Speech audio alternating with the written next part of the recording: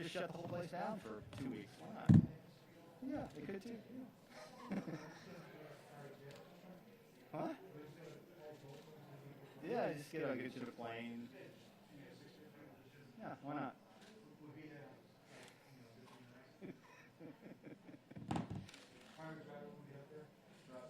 Parachute right in front of the courthouse.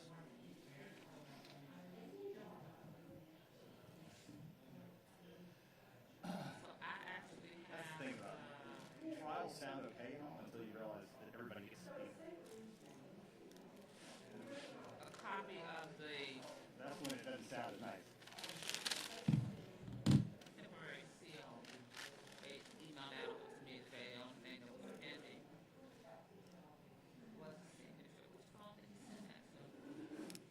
He may have all the phones.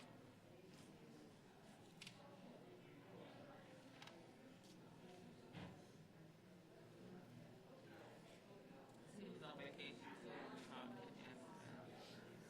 But I do have and I phoned the superintendent this morning that I had. It was just going through the process to get all of the signatures. So he said, "But no, I'm gonna go ahead and send you a copy of the."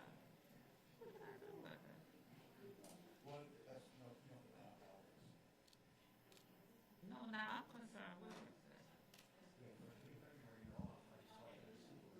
The whole week. That's how many days do I get?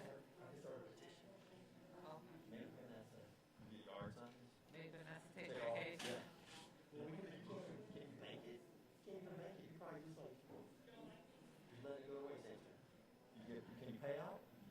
When I retire, She's gonna make it work for her. Don't worry. you know what that's what's going on. Yeah, that's. Oh, okay. Yeah. Yeah. Don't have that ability to make it.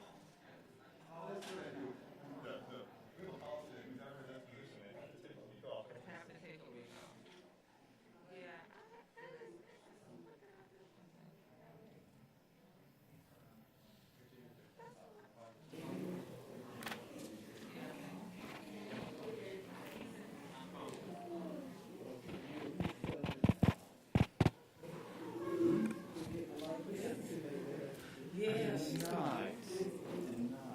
We'll be starting in about 5 minutes, but I want to remind everyone, visitors and staff, that you should keep your mask on at all times. If not, you'll have to leave the building. Thank you.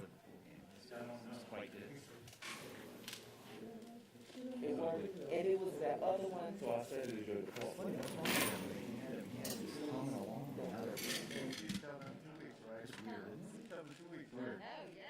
Everything he was doing was turning into gold, and now it's not up on Saturday. Weird. Not that I'm going on Saturday, but yeah, the meeting that. Huh? That's what Bob said. This morning. I'm not driving on Sunday with anyone. Yeah, no. I would be there.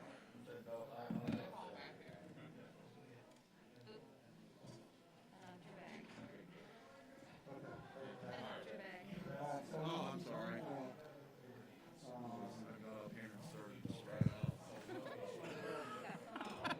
Brian messes everything up. Good holiday.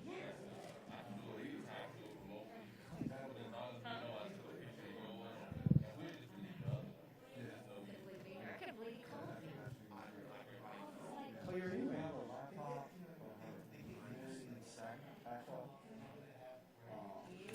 It's not stay in shape. You can't. I think I'm playing silly season in North America. It never stops.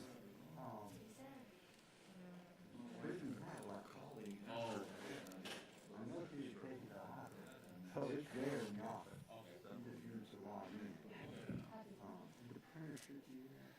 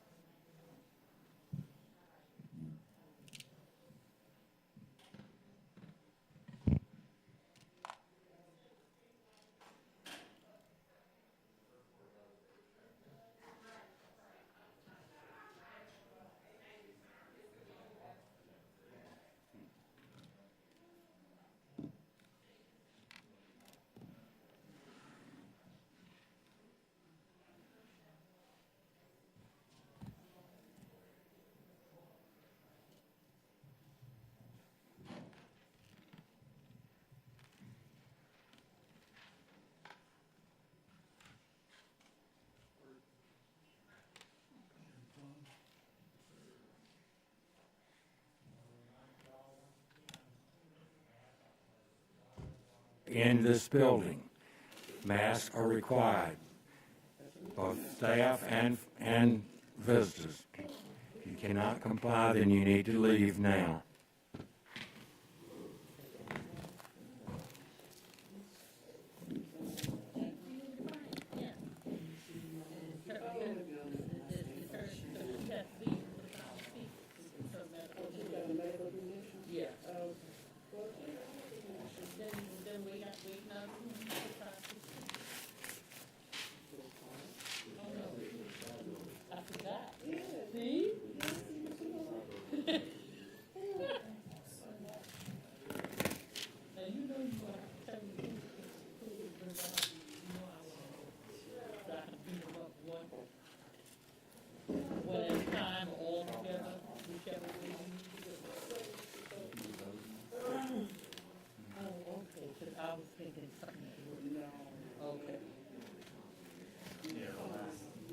Black enough to be advocating on the issue. It usually stands up. Oh, stop here. Yes. Yeah. You ever seen them sit down? Oh,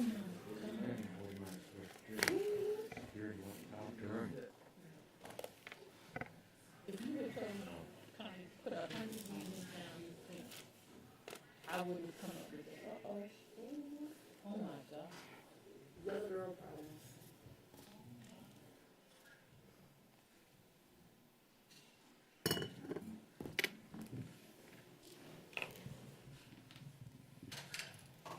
It's always been my thing that the more our income is lighter, the more injuries we suffer.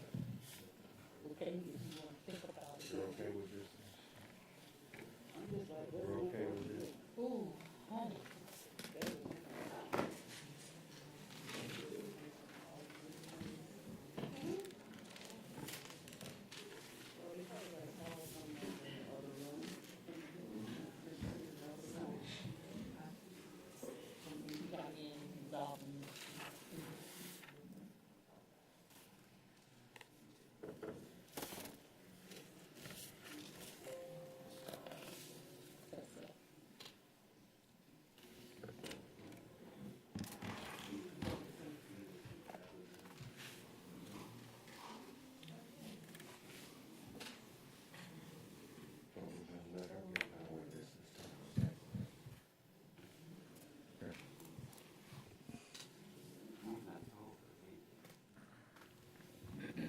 We need to get started.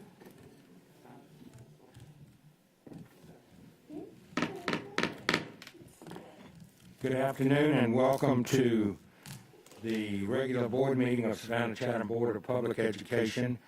This is Wednesday, January 5th, 2022. This is our regular board meeting, and it is indeed our first meeting of the new year. And I would say Happy New Year to each of you. I hope your winter break and winter vacation was good. We welcome you here.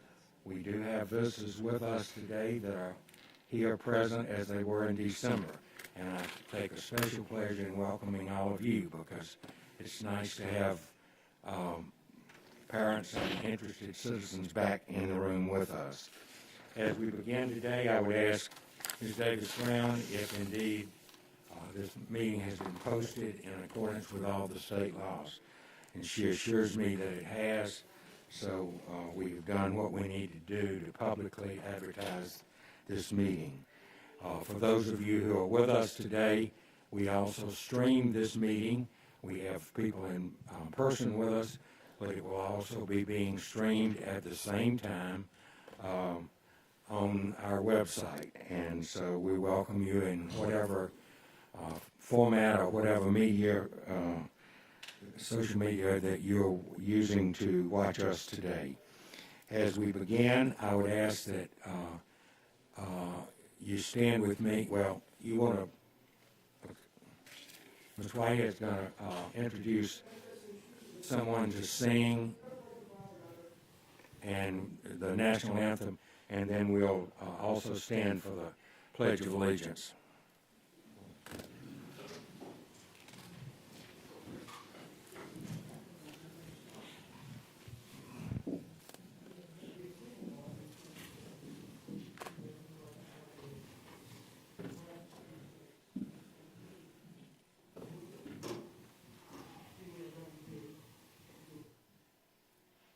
Good afternoon.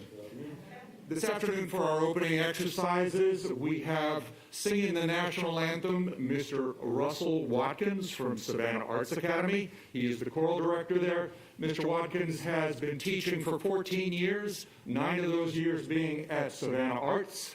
I ask that after the national anthem, you please remain standing for the pledge to our flag.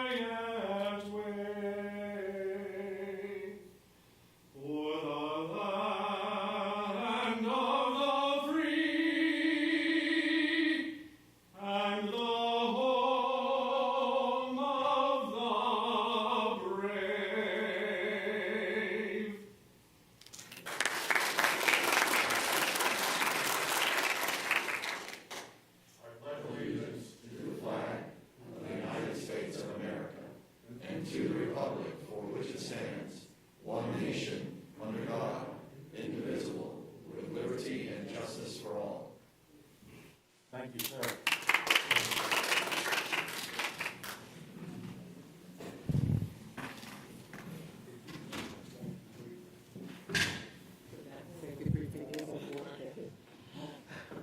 As we begin today, I'd like to have our safety briefing presented on our screens, please.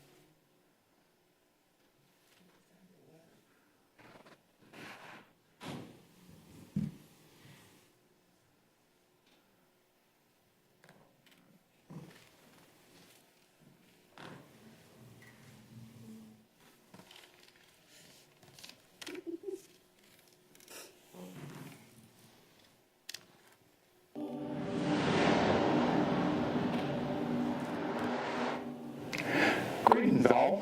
I'm Corporal Hollis with the Savannah-Chatham County Board of Education Police Department. For safety and security purpose, it's essential that I provide you with a public safety briefing in the event that we experience an on-scene crisis or emergency. First and foremost, you need to know where the exit doors are located. When directed, the public should exit through the doors to the left or the right behind you expeditiously. The exit for the cabinet member and board will be behind me through the small doors to the right that leads to the hallway where the bathrooms are located.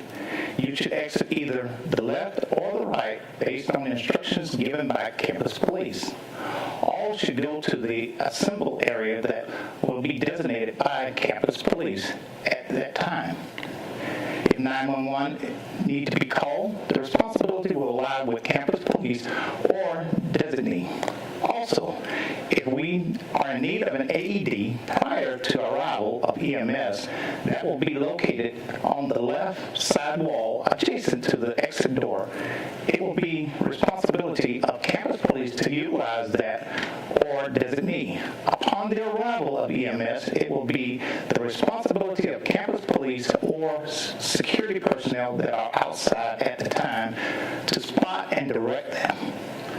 If we experience a small fire, you should find the fire extinguisher behind me through the small doors where the restrooms are located to the left, adjacent to the exit doors. Thank you, and have a great day.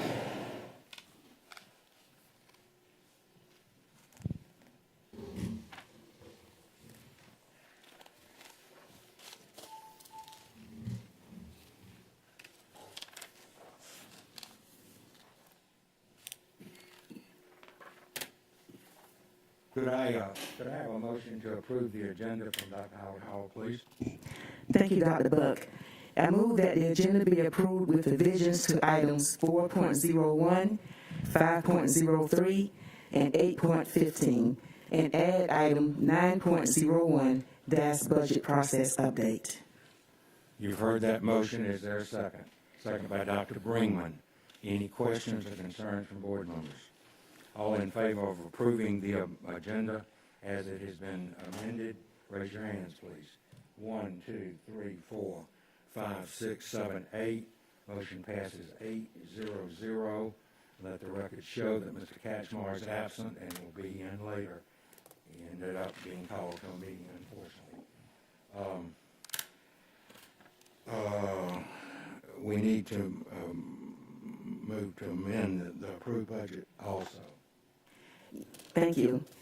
I move that the approved agenda be amended to add item 7.06, proposed district boundaries of Chatham County Board of Education. Heard that motion. Is there a second? Second by Mr. Johnson.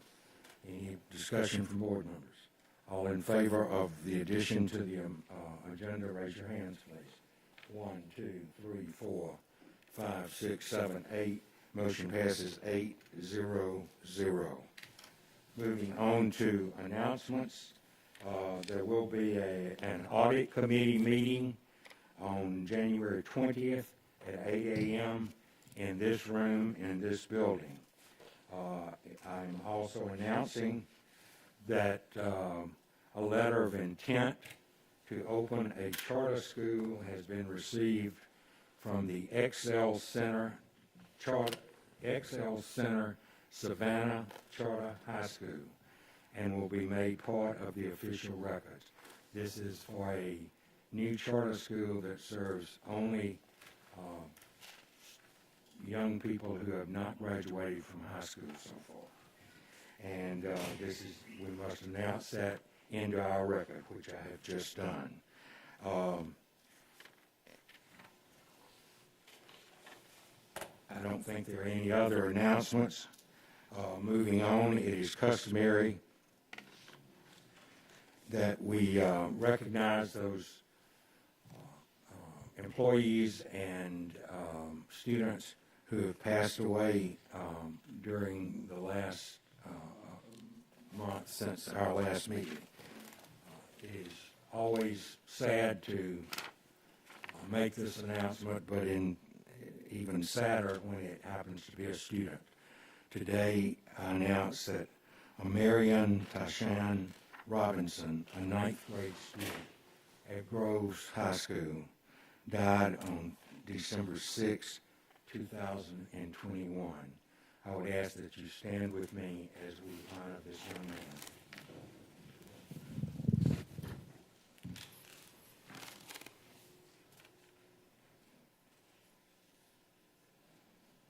Thank you.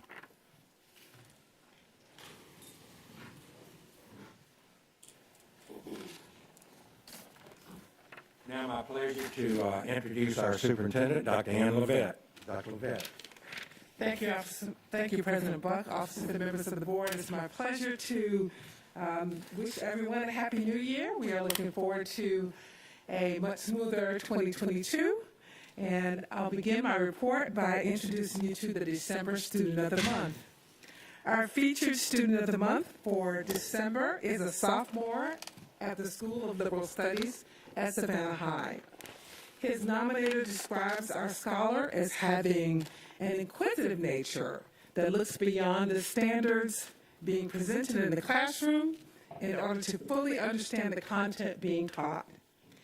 He is described as an ambitious and respectful young man that will represent the School of Liberal Studies and SCCPSS with honor and distinction. He maintains a current grade point average of 90.1, demonstrates a very positive attitude, and rarely misses school.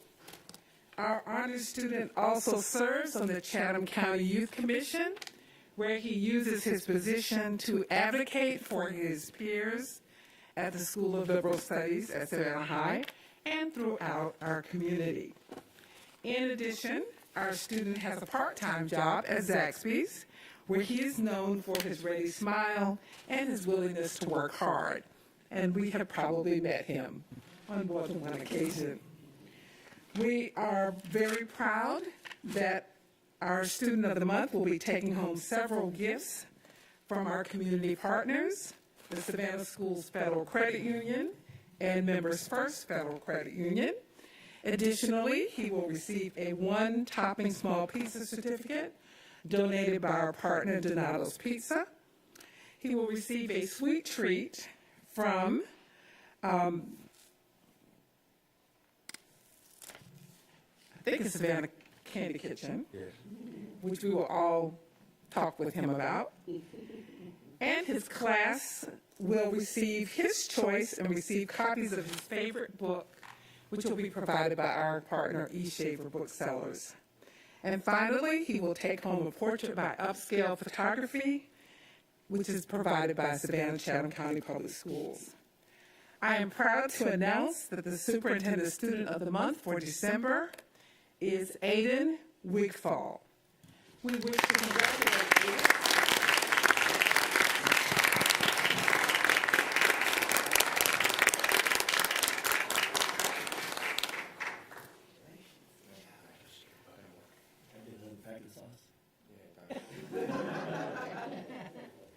Congratulations.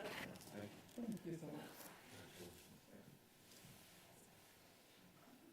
Keep up good work. Good job.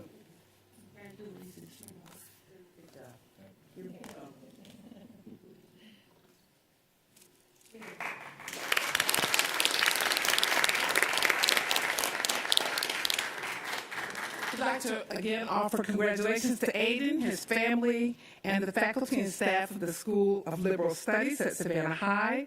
He is joined today with his parents, his nominator, Mr. Lee, and Dr. Jenkins, who is the principal of the School of Liberal Studies at Savannah High School.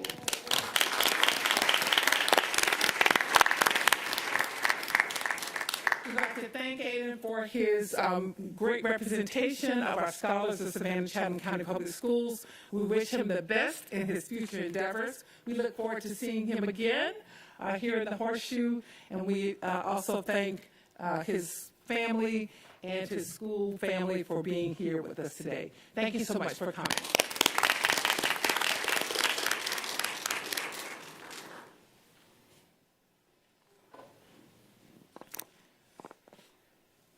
We have a number of good news items. Number one, I'd like to just thank all of the staff and families for their support. We are happy to open up second semester yesterday and actually had really good figures in terms of attendance. About 85, 86% of our staff was present and ready to work on the very first day, and student attendance was just as good. So we'll be doing what we always do, which is publishing our information in regard to COVID cases, recognizing that certainly those who are at home recovering did not contract during the school period, but certainly their absences are recorded by us, and we're providing as much support as we can. So to begin, SCCPSS has joined WTOC to support a new Books for Kids initiative. The program is designed to put books in the hands of children who need them most, especially those who do not have books at home. Children who own books are shown to excel in reading and communication skills, translating to a greater academic success. We thank WTOC and sponsor Ken Nugent for stepping in to help our youngest readers.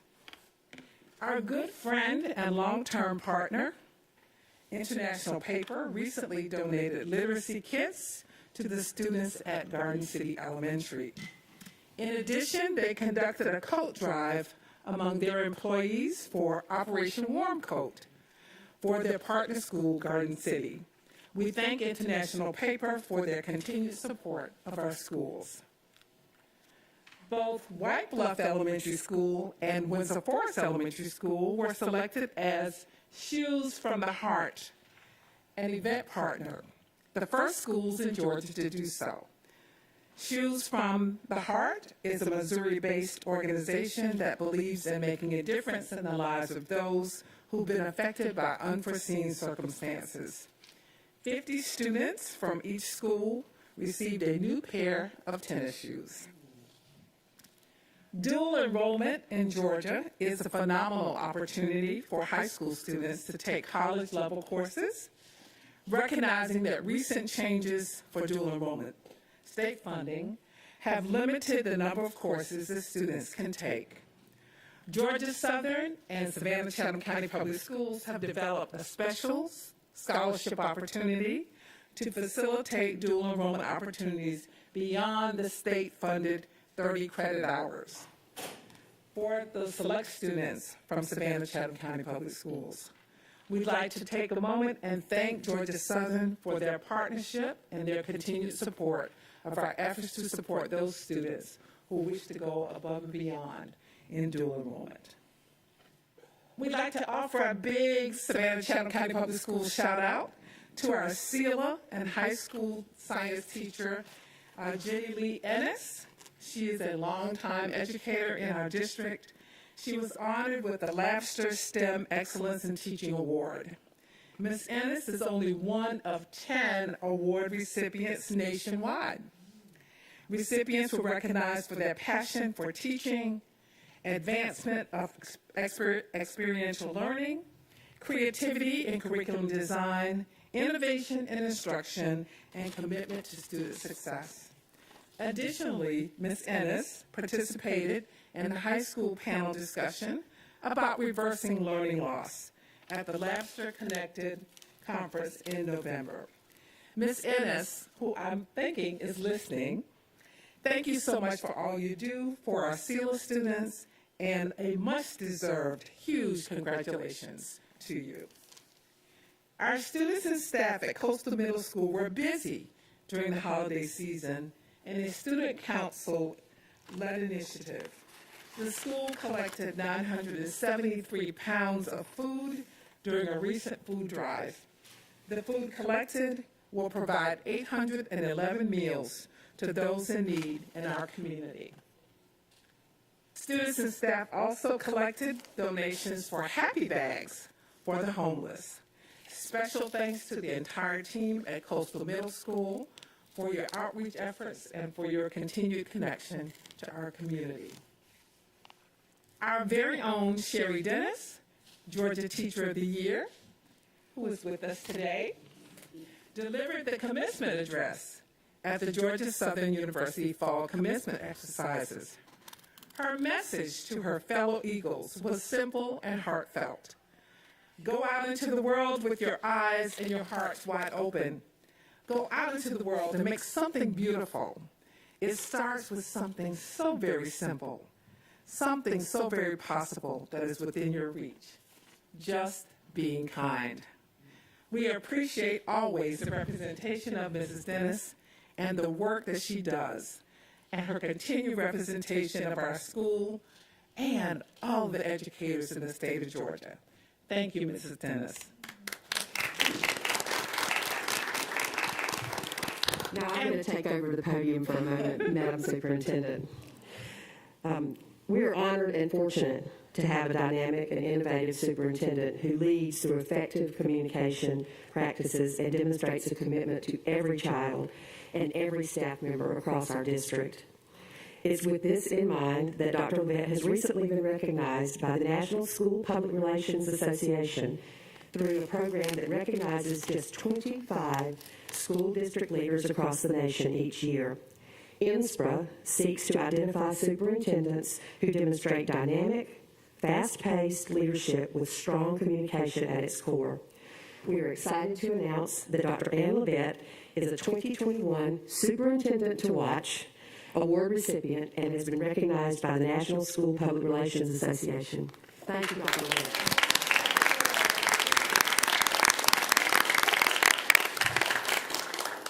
I appreciate all of the support, and we couldn't do it without a great team. So that's from board members to staff. We do it all together. Thank you so much.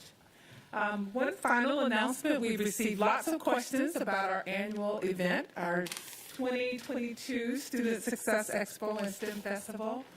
If you have been around at all, you know that it is the largest family engagement activity that we have every year.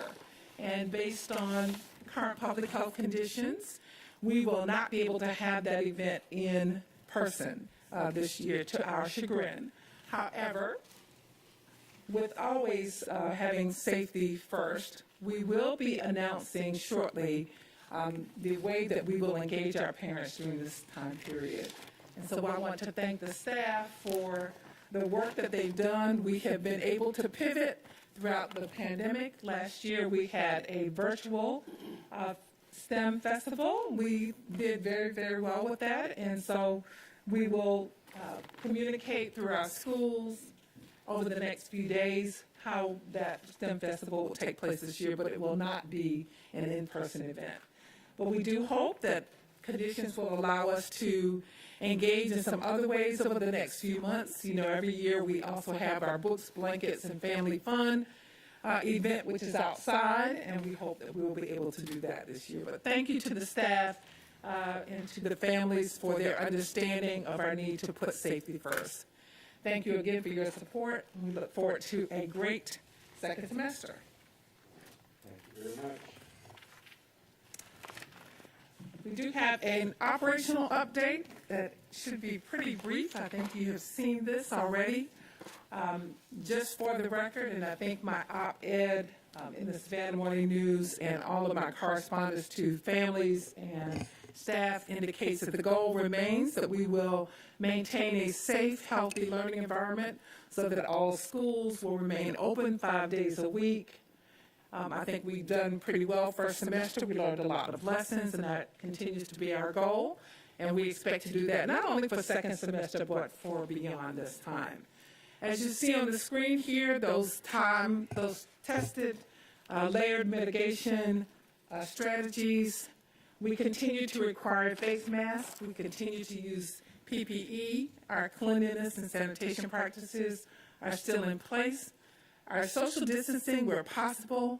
We have implemented event capacity limits and controls. There is weekly testing for athletes, especially during the winter, simply because we are inside. Vaccinations and booster shots are made available for those who wish to have them. We have limitations for visitors and volunteers, and we are encouraging people not to think about having perfect attendance. Under ordinary circumstances, we like perfect attendance, but under these circumstances, we are asking people to stay home when they are not feeling well. You will see on the screen, which of course is available for everyone's review, the guidance from the CDC and the World Health Organization. We continue to stay in touch with all of our medical professionals and seek their guidance, especially when conditions are changing as they are right now. On our website and also available to those who need it is a flow chart which helps one understand, parents particularly, what happens if your child has symptoms of COVID-19, was exposed and is not vaccinated, and was exposed and is vaccinated. We also have a nurse. We are very fortunate to have nurses in our buildings, and also lead nurses who are able to help parents work through those scenarios. So this is prominently on our website, and we ask that you refer to it if you have any questions. We will remind you, as I did in my communication across the holiday and last year, we remind you that we will definitely look at quarantining and all of those procedures. We certainly try to keep buildings open if we can. We recognize that with the rate of infections that we may have staff who are out, so we have emergency plans available, but there may possibly be rolling closures. So as indicated in my communication to parents, I ask all parents to have an emergency plan available. We often are not able to give you a whole lot of notice if we need to close down a classroom or a wing, so we ask you to have a plan available if you need to. I am very proud that we are able to say that as of December 17, 2021, of our 5,600 employees, 4,738 of them were confirmed as being vaccinated. 300 plus are in the process of review for confirmation. That means that about 84.7 or so have been confirmed for being vaccinated. That's important because what we want to do is ensure that our staff is vaccinated, they're able to be there to provide services for our children, but also it's another layer of protection for our children and our staff. We have met regularly with our medical advisory committee, and I want to take a few minutes right now, a few seconds, and thank them publicly. I continue to thank them for their service to us. Even up to yesterday, we were able to convene those professionals to ask for their guidance. With changing conditions, it's important to know what they are seeing in the community and what they think about the procedures that we put in place. They suggested always that we continue to use a layered mitigation approach. They said to us, stay the course, maintain your existing safety practices. Of course, they share our concern about the uptick in transmission with the new variant, and they've also pointed out that the severity of the variant is really too early to predict, but they want us all to be cautious. Impact of winter break must be considered before we make any changes. That was our thought along the way. And they suggested that we consider 2 weeks after the break at least before we even think about making any substantial changes to practices at this point.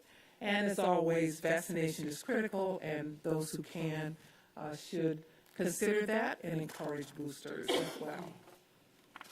I want to make a point that just before the break, we also talked about visitors and volunteers.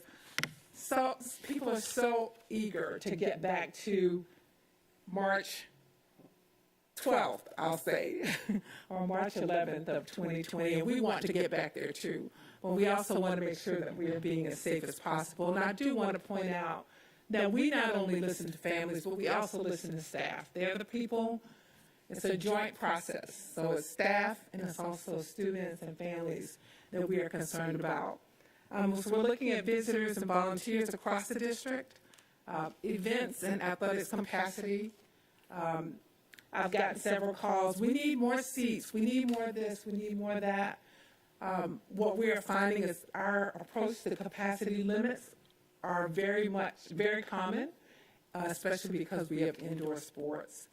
There is weekly testing of athletes available, and we have found that to be very helpful. It has reduced the number of cancellations that we've had to have based on positive tests. And we'll continue to screen upon building entry. Based on the significant rise in COVID transmission since December 1st, we will maintain our existing COVID mitigation strategies. So we're not looking to make any major changes. We are looking to keep reminding people to be safe, to wear their masks, to keep their hands clean, to social distance when possible, and also to make sure that they continue to seek guidance from medical professionals when they're not feeling well. And we ask people to follow the quarantine protocols that have been established. As you see here, I do want to point out, that last year we talked about, will we ever get in the green? And actually, we were in the green last year. And it was so nice. We were all experiencing this joy of seeing the color green. And now we're back in the red again, but I will tell you that we had much success when we were in the red the last time. We want to stick with that plan. We want to also keep up with the medical advice that we're given, but we want to make sure that we are able to serve our children and keep our staff and children safe while we do that. So we are watching these numbers, and we are disappointed that the numbers are where they are, but we've also, in talking with our medical professionals, found that they study, like we do, the patterns of the surges, and we expect and hope that we'll be able to see some drop-off, some decrease in those numbers in the coming days. And that is my update. Thank you. Thank you, Dr. Levette. Any quick questions from board members? I just wanted to say thank you to the district, staff, personnel that are staying the course, for continuing to give us updates, but also to really, as a healthcare professional, echo the if you feel sick, stay home, for both staff and students alike. Not only are we at the height of COVID, but flu season is upon us, the common cold is always there. So anybody that's feeling ill, just stay home until you feel better. Thank you, Dr. Bringman. Moving on to appearances, we have about several people who have signed up ahead and some who have signed up since we came today. I'm taking these in the order in which they were signed up originally. And as we begin our time of public appearances today, I would want to remind those who have signed up to speak that you've been sent a notice about what the state law requires. I'm sure that some of you at least have seen last month's meeting where I said that there is no absolute right to free speech. We certainly respect your right to be here and to speak, but I would tell you that civility and decorum are expected and required if you indeed plan to do your 5 minutes in front of the public. For those of you who did not sign up until today, you have not had a chance to get that, but you also saw a notice on the front door about what is expected. So we had a few months when we were not particularly good about doing what we knew we needed to do. That is now changed. First person I'll call on today, and we welcome her, is Ms. Lisa Peterson. I believe she will be talking about inappropriate books in the library. Is that correct? That's correct. Thank you, ma'am. I'm hindering. No, that's all right. And you have 5 minutes, ma'am.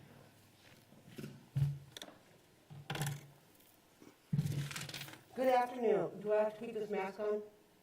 If you'll sit behind the screen, you can take it off while you're reading. Okay. Good afternoon. My name is Lisa Peterson, a resident of Chatham County. As you are being made aware today, if you haven't known before, there exists in our middle school and high school libraries many inappropriate books that normalize teenage sex in the context of heterosexuality, homosexuality, transsexuality, and masturbation. Age of consent is never mentioned. These are not books written by leading psychologists and therapists, educators, or parents.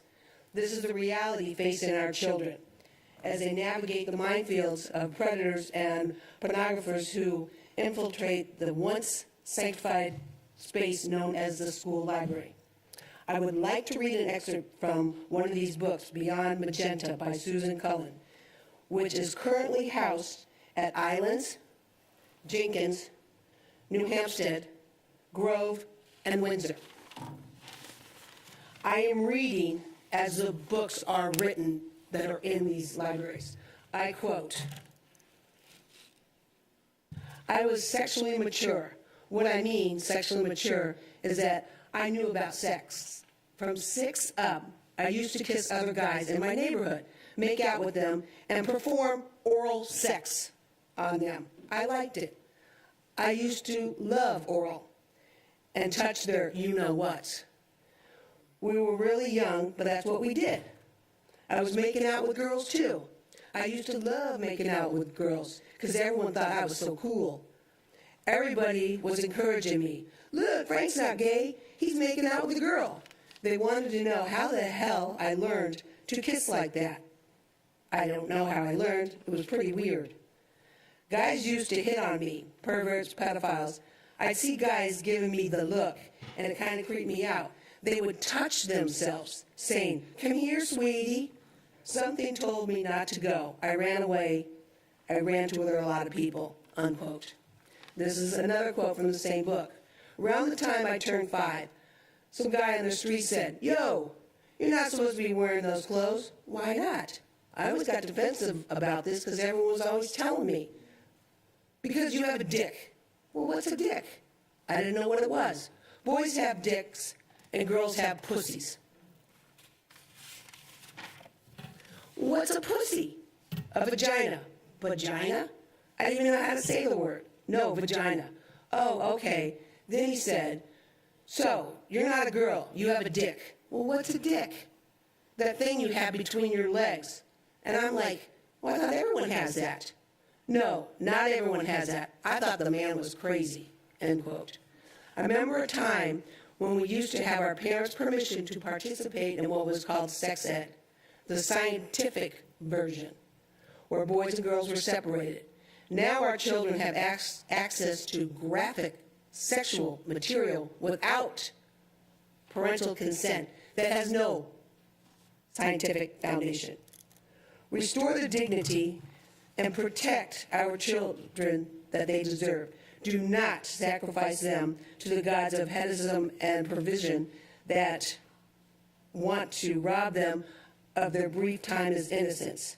If we fail to throw out these books and refuse this infiltration of pornography, then let the ages record all of us colluding with the stealers of innocence. Stand with me and others who are speaking today and just say no to pornography access for our students by removing inappropriate books from our public school libraries.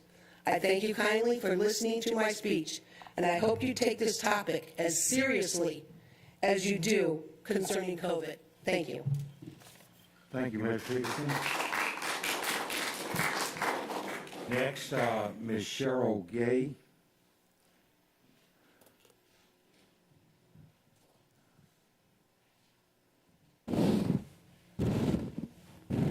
Ms. Gay.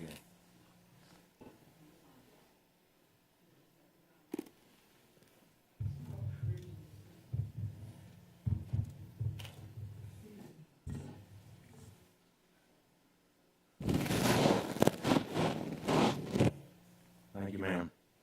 Ms. Gay.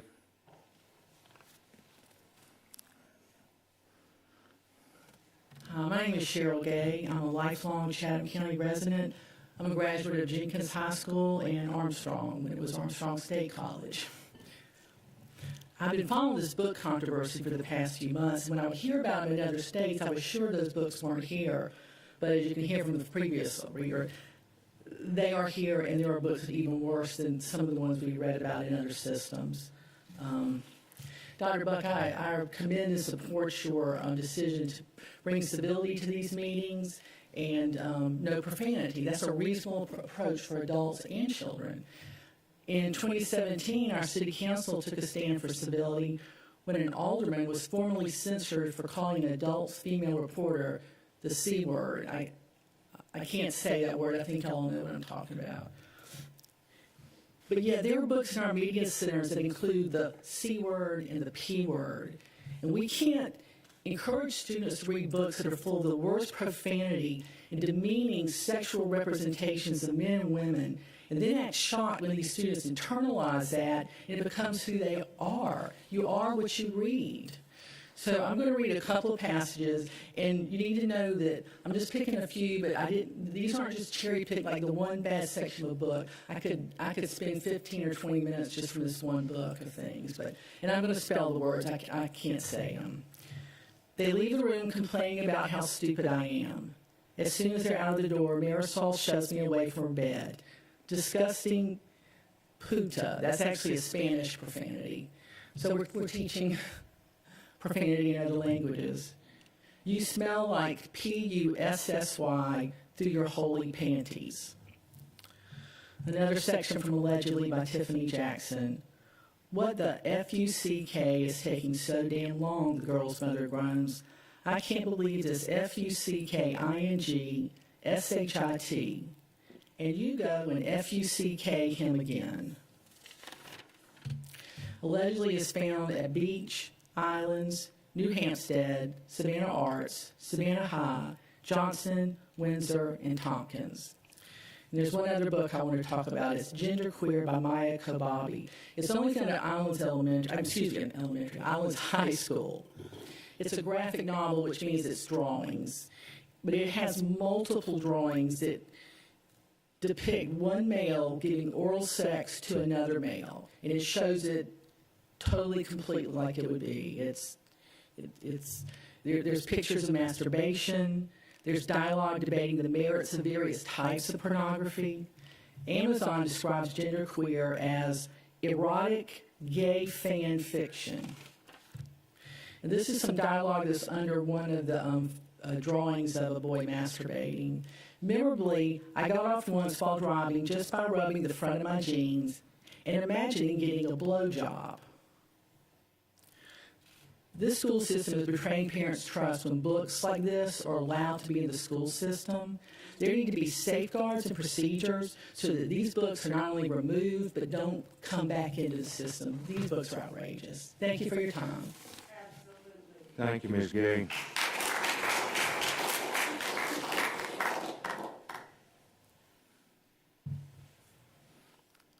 Our next speaker is Dr. Barry Krakow. Just give her a chance, Doctor. It's not necessary, but It's all right. It is for us, sir. Thank you. it's fine if you want to think it is. I'm happy to comment on the medical issue if you'd like an extra minute, and I'll give you that permission. Thank you for your time. This is my second time here before the board. I appreciate the opportunity for free speech. And I will say that you probably, from the first two speakers, already got the drift of the conversation, which is that how is it there are these books in the public school libraries? That, I think, is the prevailing question. We've researched this, and we get the impression that you don't even know that some of these books are in the middle schools and the high schools, which raises the question of what's the oversight. Just like the last time I was here, I was asking the question about what was the oversight to bring social emotional learning, which leads to CRT. What was the oversight in that process? So that's a very big deal. I have before me a very interesting book called The Origins of Totalitarianism. And if you read books about the origins of totalitarianism, tyranny, what is one of the things that's often done? It's the degradation of society, is it not? Fill people's mind with polluted ideas, fill them with ideas that are obscene, and degrade human sexuality, which is for the purpose of creating children so we can have public schools and have public school libraries. That's the purpose of human sexuality. Now, keep in mind, this is not about censorship. We also believe in the First Amendment. Nobody's here talking about censorship. These books may be perceived by others as good works of whatever, and adults are allowed to read them. So be it. That's not why we're here.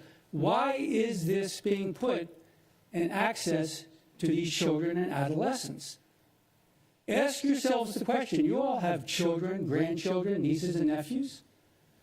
Would you be reading the things you just heard to them? Would you allow them to go to a movie that had that? You would? You're shaking your head. You would? Really? Okay. Yes, I would. Yeah, well, that's very interesting that you're comfortable with this degree of degradation being approved for your children. So if you're listening, to what you'd be reading to your children. The men we perform for, this is for a book by Ellen Hopkins called Tricks. The men we perform for like when we dance with each other breast to breast or belly to ass. I so enjoy reducing them to masturbation. It's like they are masturbating for me. I can control when they come by how they move. So can you imagine yourself sitting there reading this to your children and grandchildren, your nieces and your nephews? You think that sounds appropriate? We don't. We don't think it's appropriate. And we don't think you've investigated this, and we don't think you've given it much thought. But we don't know. Once again, we don't know what exactly the board's involvement is with this, and whether it's actually taken the time to look into this and made a decision about what books are appropriate. So we would appreciate you doing that. And if I could have an extra 30 seconds, I would like to say, I'm a medical doctor. I've been in medicine for, this is going into my 5th decade. You should know, what's the fastest way to herd immunity? Do you know? Get a disease, a virus, highly transmissible, with low severity to health. Therefore, taking off your masks and allowing people to be able to be exposed to Omicron is actually the fastest way to herd immunity, excuse me. And if you read alternative, and by alternative, I'm not talking about alternative medicine doctors, people like Peter McCullough from Baylor University, a famous cardiologist, epidemiologist. This point has been discussed over and over again. This pandemic can come to an end very quickly by removing the masks, allowing the transmission to develop what? The most important safeguard of all humanity in these cases, something our Creator gave us, natural immunity. Thank you for your time. Thank you, Doctor.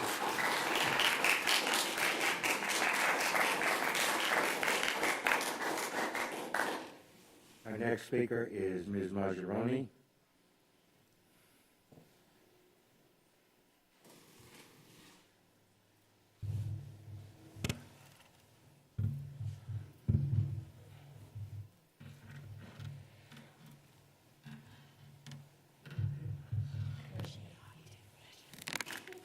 Welcome, Ms. Majeroni.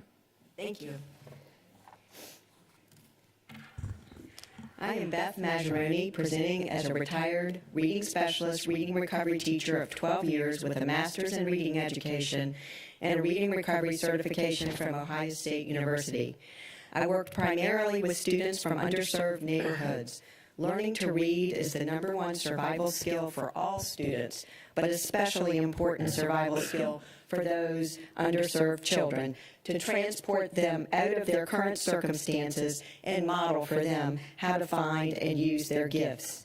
Whether it was learning that things don't always go your way from Alexander and the Terrible, Horrible, No Good, Very Bad Day, to the Harry Potter series that teaches that life's choices determine our own destinies.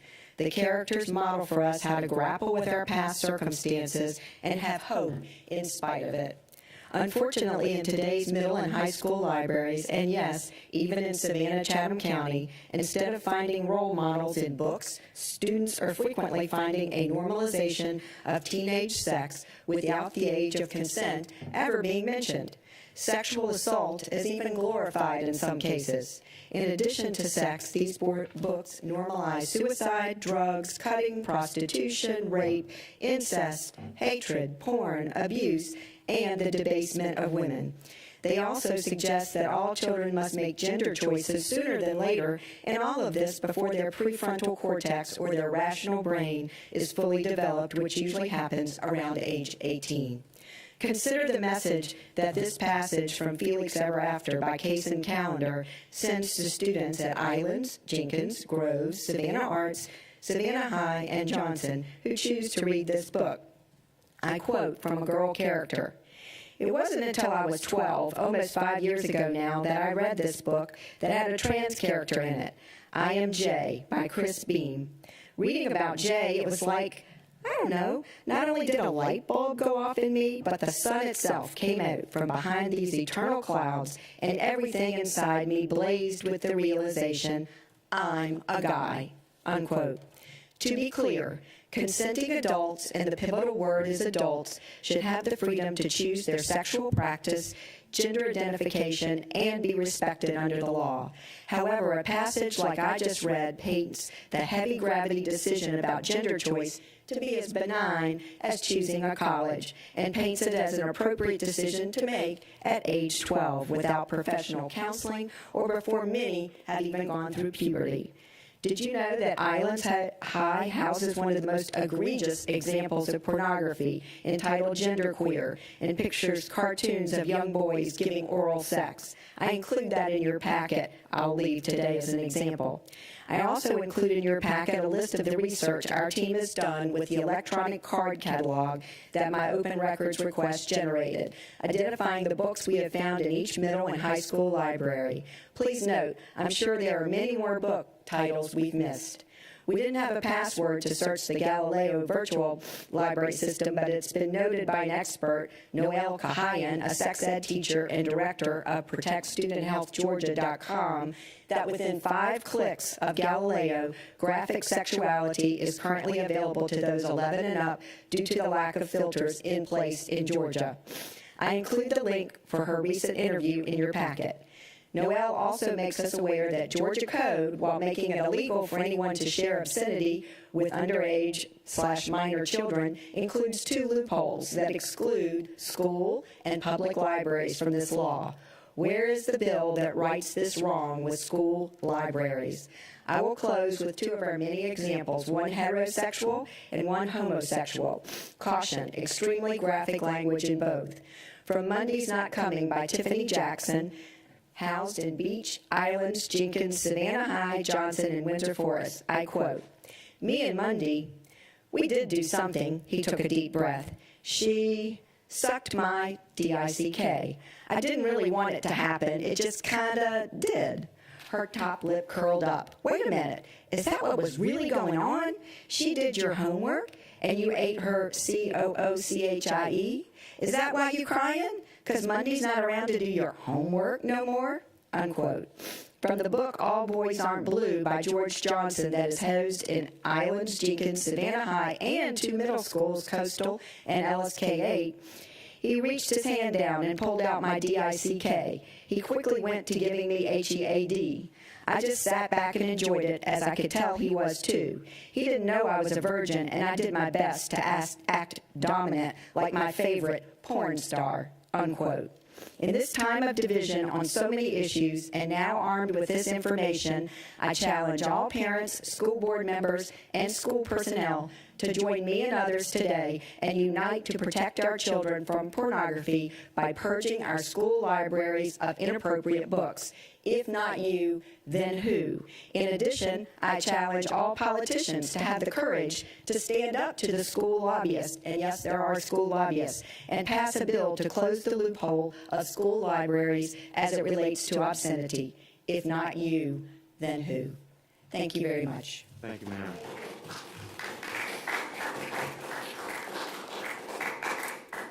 Next speaker is Ms. Geraldine Gibbs.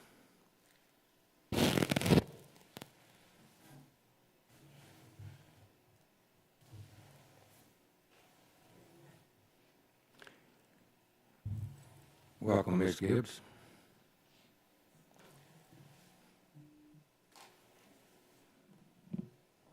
Hello. As I've just been introduced, my name is Geraldine Gibbs. I'm a mother, a grandmother, a taxpayer of Chatham County. When I look around this room, I see people who are probably parents, grandparents, maybe if you're old like me, and maybe an aunt and uncle, but certainly people are concerned about children. So I have to believe that you were not previously aware that books inappropriate for children were in our school libraries. Before recently, no one was aware. In fact, the National Child Traumatic Stress Network even stated that children and young people should be protected in the online space in the same way that they are protected in the offline world. Well, apparently even they weren't aware of the offline world in our school libraries and the lack of protection there.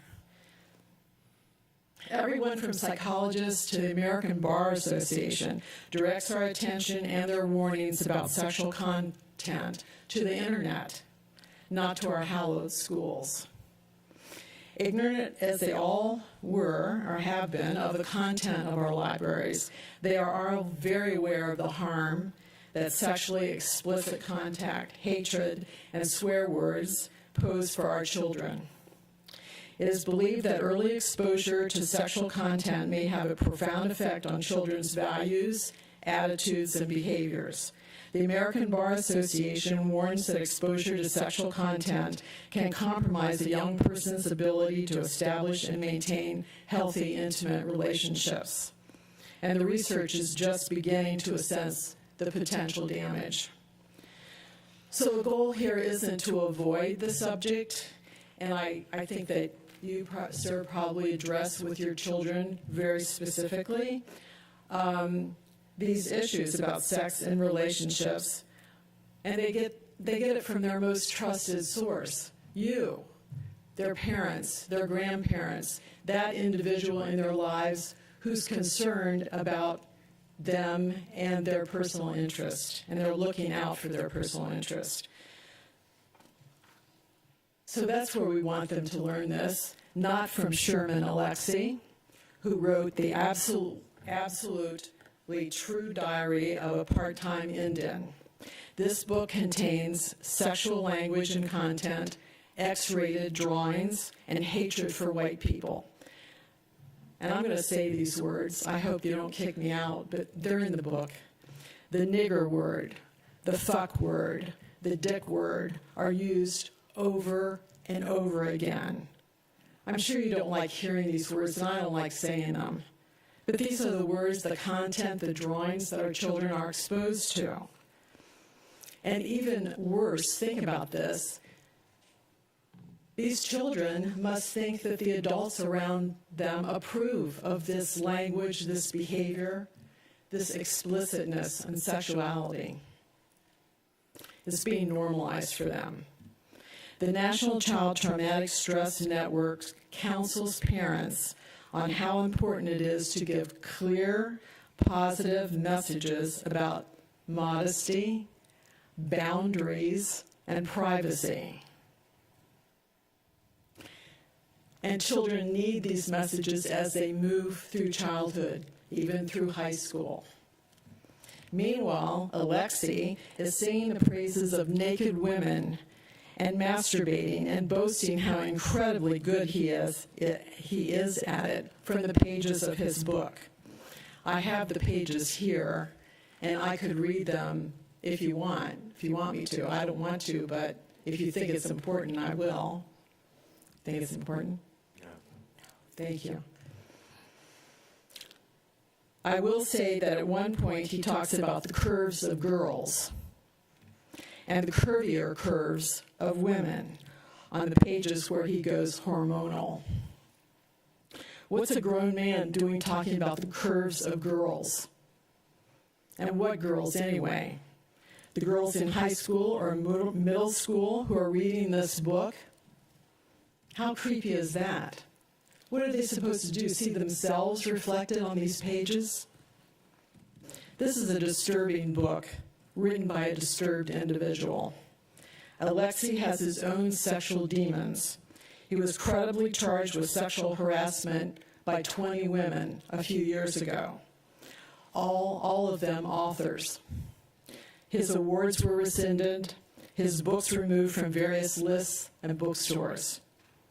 But this book is in the libraries of the following high schools here in Savannah: Islands, Beach, Jenkins, New Hampstead, Savannah Arts, Savannah High, Johnson, and Tompkins.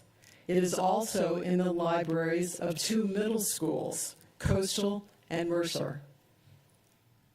Some might say, gee whiz, Sherman Alexie is an internationally known author. I would reply, isn't it time we look past fame, money, and power and success to protect our children? Sexually charged literature in our schools creates a situation where our children are overexposed and underprepared. The potential damage is documented, and the warnings are addressed everywhere, in the movies, online, everywhere except where you'd expect it to occur, you'd least expect it to occur, which is in our schools. So I'm asking that you remove this book and others like it from our public school libraries. We're counting on you.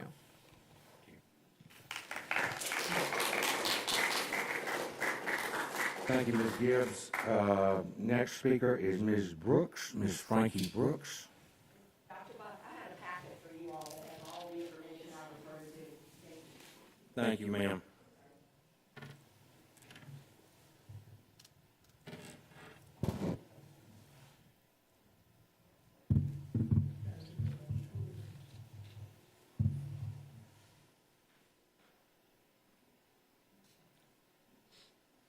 Ms. Brooks?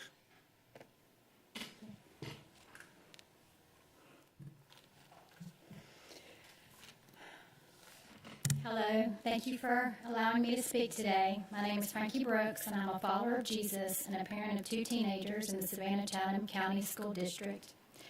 I was upset to learn about some of the library books within our school system that contain triggering sexual material that is easily accessible by students. Reading pornographic material teaches boys to sexually objectify girls, to see them as sex objects or sexual commodities instead of human beings made in the image of God. These kind of books foster the idea that the degradation of females is acceptable, and oftentimes these books incorporate violence against girls, which in turn normalizes and promotes aggressive behaviors and speech in teenagers. It is these types of books that is helping to turn our culture into a highly sexualized and volatile world where morals and self-control are nowhere to be found, and consequences like teenage pregnancies, abortions, and sexually transmitted diseases are rampant, as well as physical abuse among young people. I have 2 short excerpts from 2 different books I would like to read. And just by the titles of the books themselves, you can see they are both very dark books and can consciously and subconsciously cause fear in children. The first excerpt is from Murder Trending by Gretchen McNeil, housed at Islands, Jenkins, Johnson, and Windsor Forest. This book is categorized as dystopian fiction, and in summary, and I just pulled these descriptions right off the internet, this read is a biting satire of reality shows in today's U.S. political atmosphere. 17-year-old Dee Guerrera is framed for the murder of her stepsister, then dropped into a nightmarish island in San Francisco Bay, where she must fight for her life against state-sponsored killers. Welcome to the near future, where good and honest citizens can enjoy watching the executions of society's most infamous convicted felons, streaming live on the Postman app from the suburbanized prison island Alcatraz. Here is an excerpt from the book. Jasper wasn't even my boyfriend, just this dude I did some hacking with every once in a while. He was pretty basic, library systems, low security SHIT, not in my league at all, but he had a big DICK, and sometimes a girl just needs a big DICK.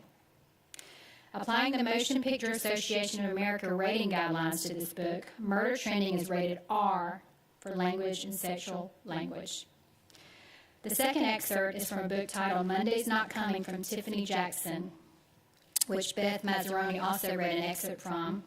This one is housed at Beach, Islands, Jenkins, Savannah High, Johnson, and Windsor Forest. This book is categorized as mystery, thriller, suspense fiction, and in summary, this is a gripping novel about the mystery of one teenage girl's disappearance and the traumatic effects of the truth. Claudia asks her parents, teachers, classmates, and even the police to help her find her friend Monday, but nothing happens. Claudia decides to start her own investigation, and what she finds will change her forever. Here is the excerpt. I see her coming out of some car in some tight AAS shorts, talking fast, telling me she's about to leave me. I grab her by the neck and start punching her. She wanted to be all big and bad, trying to face me like a grown AAS woman. She's going to get beat like a grown woman. The Motion Picture Association of America rates this book R for language, sexual language content, inappropriate conduct, and mature topics. Now, for those of you that have sons and daughters, I want you to imagine these sentences coming out of their mouths. It's pretty horrifying, isn't it? Well, when teenagers read this type of literature, putting those thoughts and words in their heads, it can't be undone. And they could likely start talking like this or acting out these scenes because words have power and influence, especially over children. This is how brainwashing or mind control happens, by putting thoughts into children's minds by the books they read. I am asking that you please remove these inappropriate books from the schools for the health and well-being of the students of SCCPSS. I'm not asking for you to ban the books. I am asking you to choose in helping to protect the hearts and the minds of this younger generation in hopes of positively impacting our schools and community for the better. This is not about censorship. This is not about control. This is about loving and caring for the children of the public school system here in Savannah. God bless you all. Thank you, ma'am.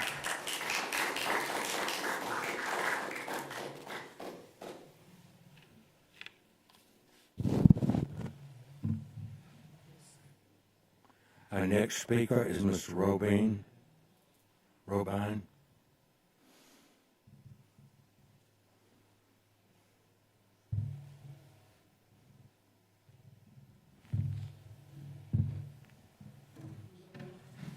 You, sir.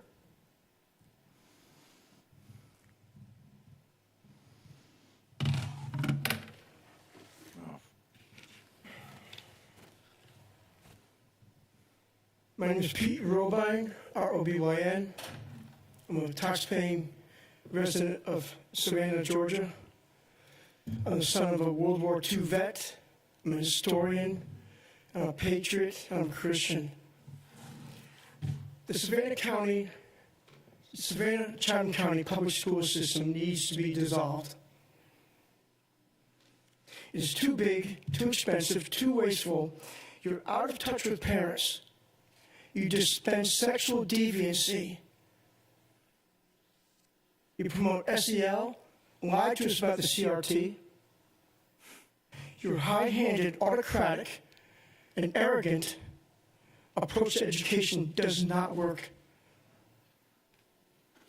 You force children to wear face masks that, according to the CDC, does nothing to stop a virus. And 2 months ago, I dropped off the paper to you. Remember that? The 146-page report?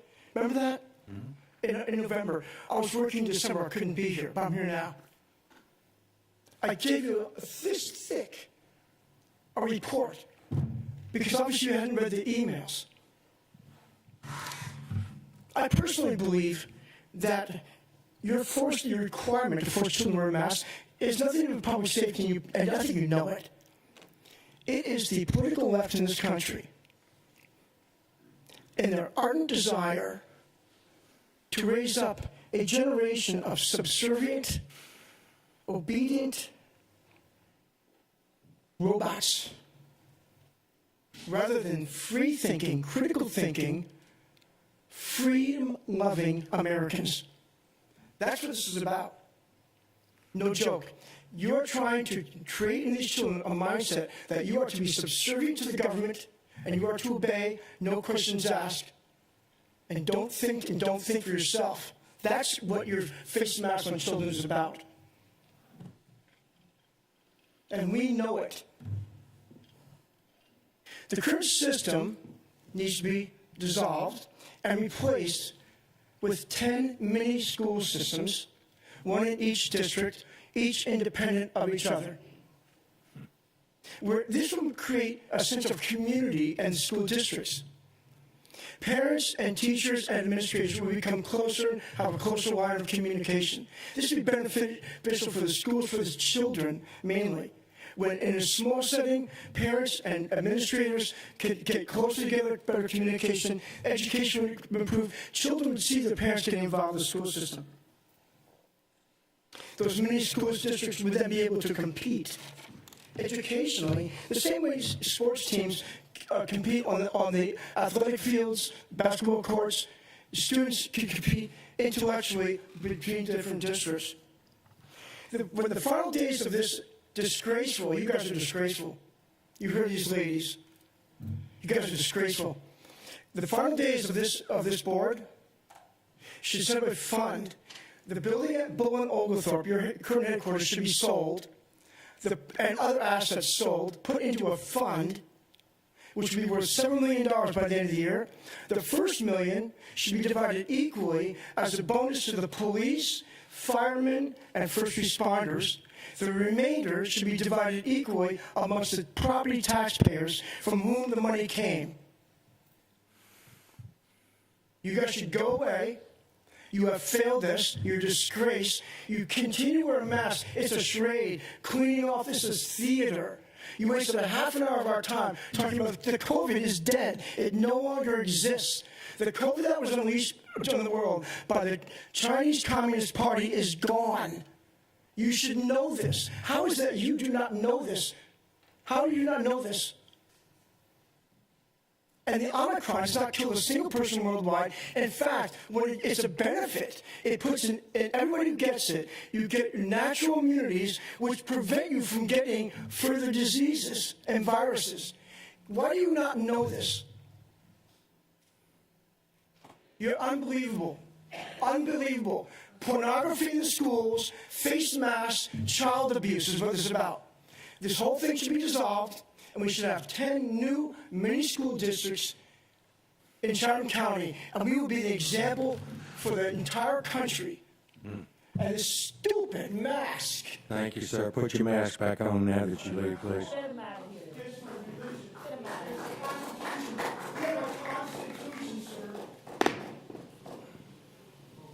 If you're going to sit in the meeting, sir, you'll put your mask on or you'll leave. The mask, you know, I just told you, the mask has nothing to do with the virus. Would you ask him to leave, please, gentlemen? Our next speaker is, I'm not certain, Laster, perhaps? Is that? Okay, This is on calendar accountability, is that correct?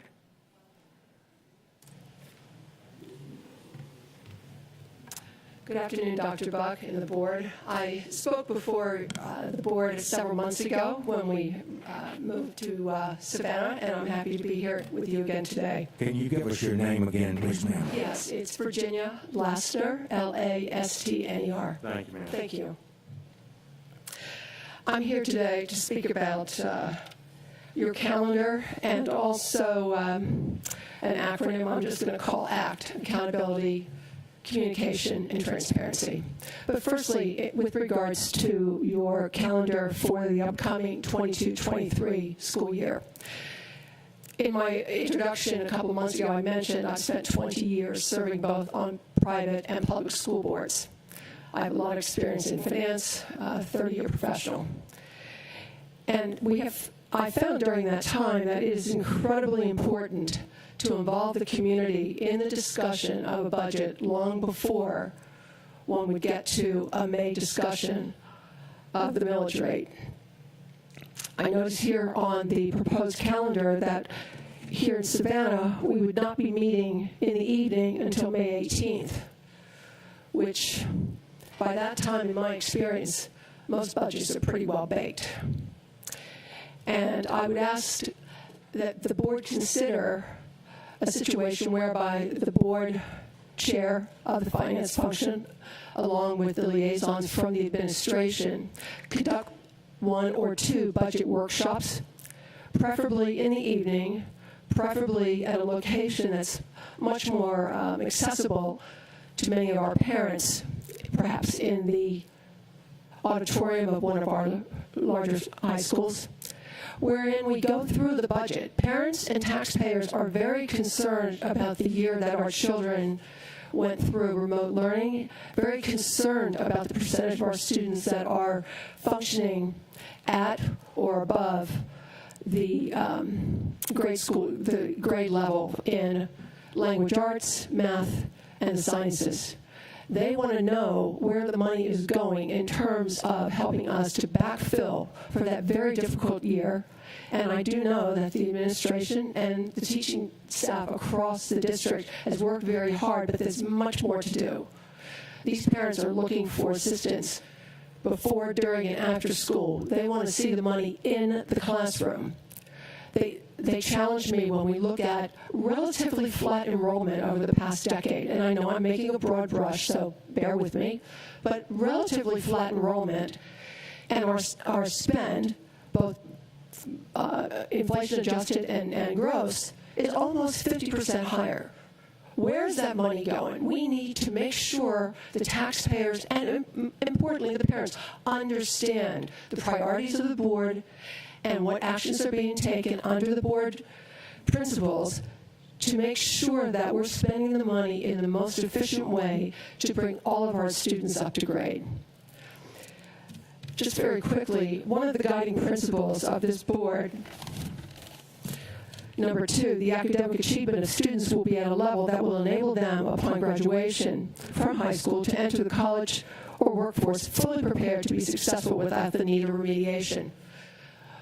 We need to do any remediation now. We need to make sure that dollars are right there with the children, not doing things that we'd like to do, but that we must do.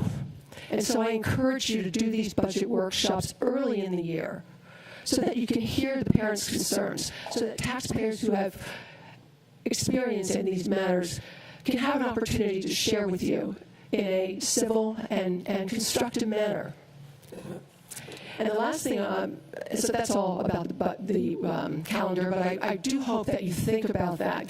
This is a lovely facility, but let's face it, unless you're retired or you're here on a special purpose to get an award, but like that lovely young man earlier, it's tough to get away at 2 in the afternoon.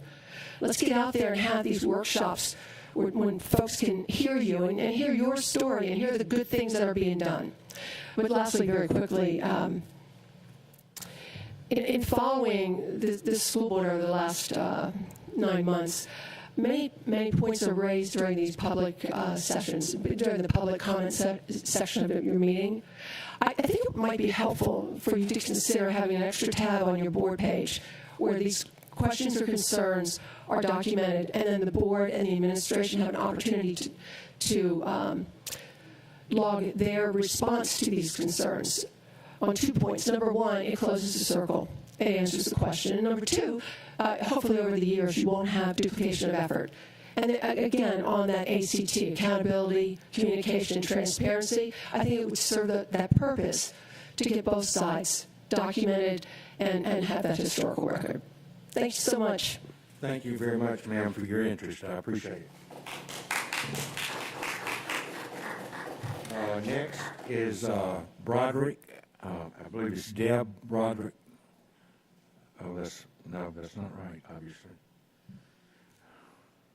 Hey, is it Broderick? Okay.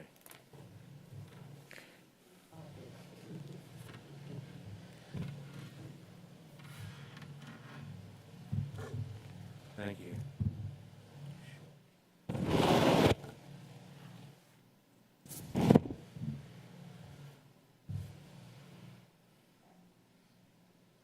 Well, this is a surprise. I didn't really expect to have a chance to speak after signing in last, so I appreciate it. I don't have a prepared paper or process by which to read to you or to give you direction. I just want to ask a question, first of all. For those of you that have heard the complaints today, the request to remove the filthy books from the libraries, the degrading context of volumes of material that affect our children, how many of you are aware or were aware or have heard of the title of any of those books? How many of you have had a chance to discuss with anyone who selects those books How many of you have had that chance to read the list of those that are going into our schools? How many of you would care to read the list of those going into our schools in order to make a difference? I see. Therein lies one of the problems.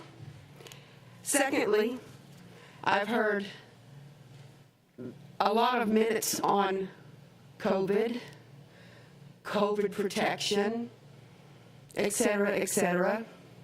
I'm not going to discuss COVID because as someone spoke, the truth is out there for those who want to see. But I am going to say that I have heard about COVID and I have heard about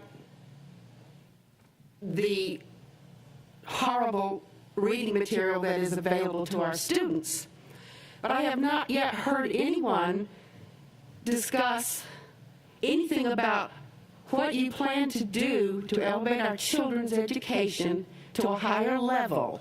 I haven't heard one person speak about curriculum of the schools, how you're going to improve the studies, how are you going to get the minds filled with reading, writing, arithmetic, and history. This is why we are here. This is why you were elected or positioned in your position. It is your job to care for the children's minds in order to elevate them to a higher standard of learning and a higher level. And most of you, depending on your age, did have that opportunity at one time. It is not right, it is not fair, it is not biblical, it is not constitutional to deny these children, our children, your children, our future. It is not right, nor is it fair, nor is it your privilege, nor your choice to condone this kind of service to our children.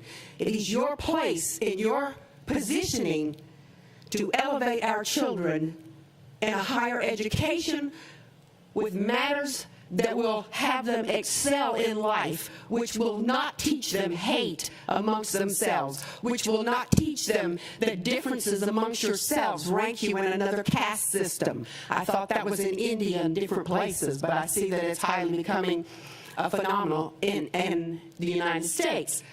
We are to raise the graduation levels of these children. I'm not even sure what the testing is now for the children. Is there proper testing to see that these kids are ready for jobs? Do they have life skills? Can they do a math problem? Can they figure out how to work in a lumber yard, or can they figure out how to work as an architect? Have they learned proper math and skills? Do they know from whence history came? Is that even going on or taught anymore? We need to go back and implement civics into every school in this nation. And we probably should go back, by the way and the direction that the colleges are going now, we should definitely go back and implement something that we used to call, when you would go to, and I probably just forgot the name, when you would have a class in school where it would teach you a skill where you could go out and be ready to make money. College is not for everybody, and most colleges today isn't for anybody. So I'm asking you to reevaluate why you are here. And for those of you who do not care for God, I will pray for you. For those of you who were ever raised in a Christian home or ever had any relationship with God or affiliation with Him whatsoever, I'm asking you to reach back to your roots. And if you haven't gotten it, I suggest highly that you do some reading in the Bible. Might educate you. Your time is up, ma'am. My time is up, and I hope this does not fall on deaf ears, because the people of Chatham County are not accepting what has been happening any longer. Thank you. Thank you, ma'am. Next speaker is A. Brannon, I believe. Brand. Is there someone here named Brandon?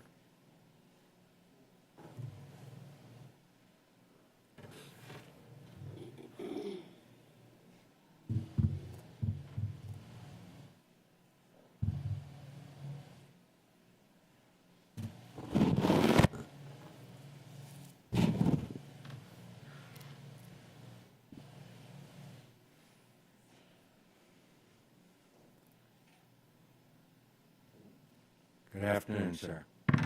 Good afternoon. Thank you very much. I'm not going to say too much right now because much has already been said. I'd like to get some answers. I'd like you to be able to say something now. I want answers to what are you going to do about the books in the library we've been talking about for the schools. I want to know what plans you have for reviewing what is ordered to put into the schools, who is responsible for doing that, some sort of a plan. I want to be advised, very important word. We should be advised of what you're doing. You should want to be able to educate us as you're supposed to educate the children. And I'd like right now to stop and use the rest of my time, and as much as you'd like to have, for each one of you to tell me, what are you doing about these problems? Sir, about researching COVID. Sir, this is the board meeting is at this point is set aside for appearances from the public. We do not engage in questions answered back. We will, if you choose to ask for that, I will make certain that you do get some answers back, but not at this time.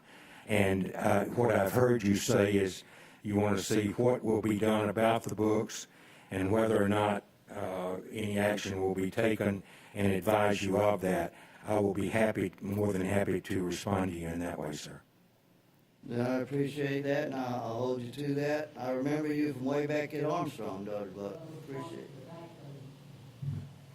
Thank you, sir. Thank you very much. Tell me your first name, please, sir. Alex? Alex, okay. Thank you, sir. And by the way, I've had 2 shots. I don't know why we still have to wear the mask. We're supposed to be immune. Well, I agree with you, sir, but the doctors keep telling us we need to wear them, and so we're wearing them. I would love to take mine off too, and I hope sometime soon we can. And they have studies showing the way these masks are made. Yes, sir. The virus is smaller and can get right through it like sand going through a tennis racket. Right. So Thank they you, don't sir. do that much good. Thank you. That was our last speaker. Moving on, we have Board of Education matters. We have several policies. I'll ask Mr. Haddiger to come up quickly. Thank you, Mr. Board President. Taking the board through the policy action under board matters. Do have 2 policy reviews for the board on this agenda, item 7.01 and item 7.02. Your first policy review is policy DID entitled Audits. Falls under the ownership of the Finance Department. This is a 4-year review and first reader. The main changes you'll find is language has been edited to really clarify existing language. And we've also found that through this process that the regulation, being as specific as it is, created some redundancies in the overarching requirements of the policy, so we could and would recommend a deletion of the regulation. Any questions, any concerns, any things you think should be looked at? We move forward then. Thank you, sir. Item 7.02, again, this is a 4-year policy review, first reader. This particular area falls under the ownership of Operations Department and under the Transportation Department, Operations Division and Transportation Department. Primarily needed to review this as we went through it to ensure that the regulation language aligned clearly with policy language. And also it gave us an opportunity to look at this very closely and ensure that the policy language is written in a way that does not create conflicts for us when we do find that we have resource issues such as staffing shortages, and we're limited in the amount of transportation that we can provide extensively across the entire district. Any questions, concerns? Ms. Johnson. Thank you, Mr. President. I know I sent an email about also the word of assigned. I don't know if you had a chance to look through that, but it's the second, one to fourth paragraph down. It's in there. Also, I just do want to make sure that we can figure out some way to work in that about the IEDs and transportation. Yeah, definitely. We did take that into account and did provide a written response to the board. We will do a double check on that word assigned. Of course, it's important that we all understand, too, the definition of the word as assigned is used properly throughout the policy language, as well as in a student that may be assigned as in routed versus a zoned school. But for consistency, we appreciate that observation. We'll do a double check on that. Students, for example, that might have an IEP or some sort of a requirement, say a 504 plan or other legal requirement where transportation is required, the district is certainly providing that transportation, and if the board feels that that needs to be enumerated in policy language, we can certainly add that. Well, it says that. It says that already, doesn't it?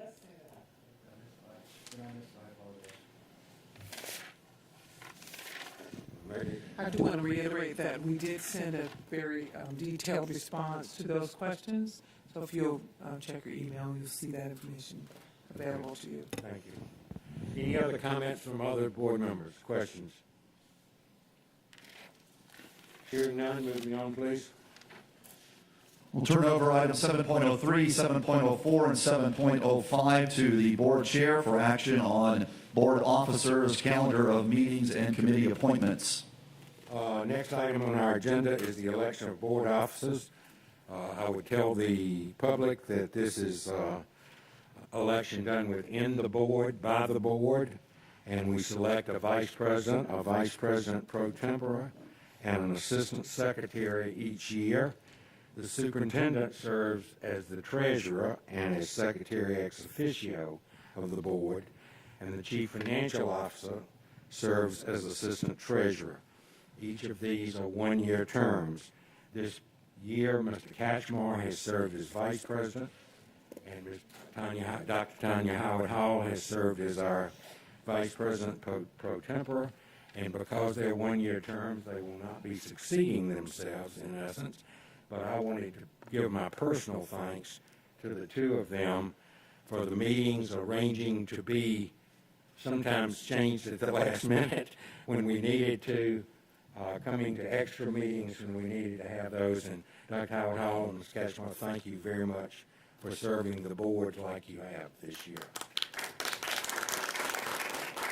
I'm open to accepting Ms. Catchmore. We've had a tradition on the board to try to build our bench depth and give people experience in various leadership positions as committee chairs and also in these vice president and pro tem positions. So in that spirit, I nominate Dr. Howard Hall as vice president and Dr. Brinkman as vice president pro tem. Heard of, before you second, I would say, remembering that Mrs.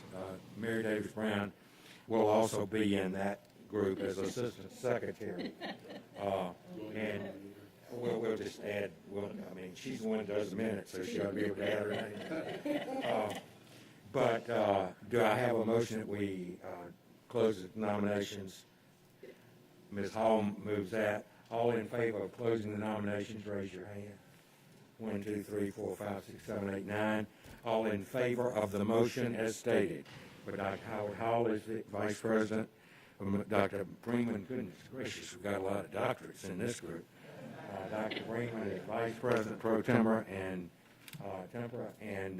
Ms. Mary Davis Brown as the secretary, assistant secretary. Ms. Brown, you got to go get another degree. All in favor of that motion, raise your hand, please. 1, 2, 3, 4, 5, 6, 7, 8, 9. Congratulations to all of you as we move forward for another year. I appreciate you. Next is the 2022 calendar of our board meetings. In partial response to what the speaker from the citizens just spoke about, public hearings and et cetera, I would just want to say to the public that our most successful public hearings throughout the years have been district hearings where board members hosted district meetings that they answered questions. It was usually done in home ground, and it was always successful. We have not been able to do that throughout the pandemic. I would certainly hope that we will be able to do that. Secondly, we have heard before about night meetings, and I would only say once again, I'm sure we'll try them somewhere along the way, but even at the budget meetings, when we have a budget meeting, as board members know and the staff knows, we're lucky if we get 10 people here. And in regular times, pre-pandemic, we always had a packed house of public and parents at meetings at 2 o'clock in the afternoon. So we will continue to examine that. We take very seriously our own obligation to the public, but we will always be looking at ways to make certain that the public knows what we're doing and how we can hear them better. So that's just me. 2002 calendar, you've got your listing there. Thus be it resolved that the 2002 calendar of Board of Education meetings be adopted. Ms. Hines moves. Is there a second? Second, Dr. Howard Hall. Ms. Hines, anything? Dr. Howard Hall, anything? Any comments from Mr. Catchmore? Thank you, Dr. Buck. To your earlier comments about our meetings, I would say that even though we haven't had as many in-person district meetings, many of us are still attending PTA or school council meetings. I've done a lot of Zoom PTA and school council meetings, and I know other colleagues have done that as well. So I know we're still talking to folks in our district. Right. We just haven't had as many large in-person meetings as we had in past years. Second, I'm supportive of the calendar. For years since I've been on this board, I've talked about, having more night meetings, and every time we do, there's one person from the public there or none. We go through a cycle there. If a majority of the colleagues would support it, I would support maybe trying to have a night meeting like the September or October meeting of the year. We're having one in May. We're having one in June. I'm just throwing it out there. That would be 1/3 of our meetings would be evening.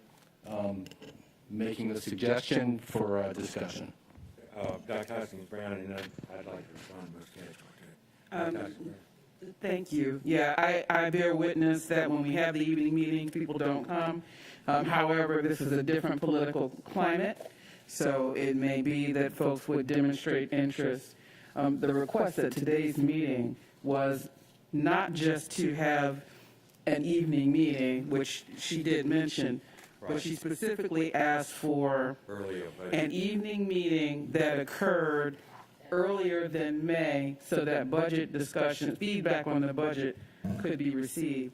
So I would be open to accommodating an evening meeting, but I think that if we're going to do that, that perhaps having it earlier, not only would it accommodate the request to have it sometime like March or so, but also an evening meeting in the fall is a meeting where the days are shorter and it's darker and may represent a safety issue for individuals. I would like to suggest this without changing the motion. I would like to suggest, I believe that I'm correct in saying that we can make 2 changes to the approved meeting schedule during the year. We've done that before. If that's the case, then we could add it at a time, a night meeting when we wanted to. That would be one way of handling it. What are you looking at? So the motion would be to approve the calendar as published with the change that there be two changes in the future? I had always been told we could make 2 changes in the calendar of meetings that we vote on at this meeting. By statute? Right. And Okay. I don't know that's for sure, but Deborah Andrews always told me that, and Holiday could certainly provide feedback on that under the auspice of state code for either public way, if you meetings. want to change the motion, that's fine. Secondly, I would say, instead of a night board meeting, I would suggest a night forum on the budget earlier, as the lady. We're not going to take any action at that board meeting anyway. So just calling it a forum, it does not have to meet all the same requirements, but we would have it at night. So, yes, Ms. Hall has got her hand up first.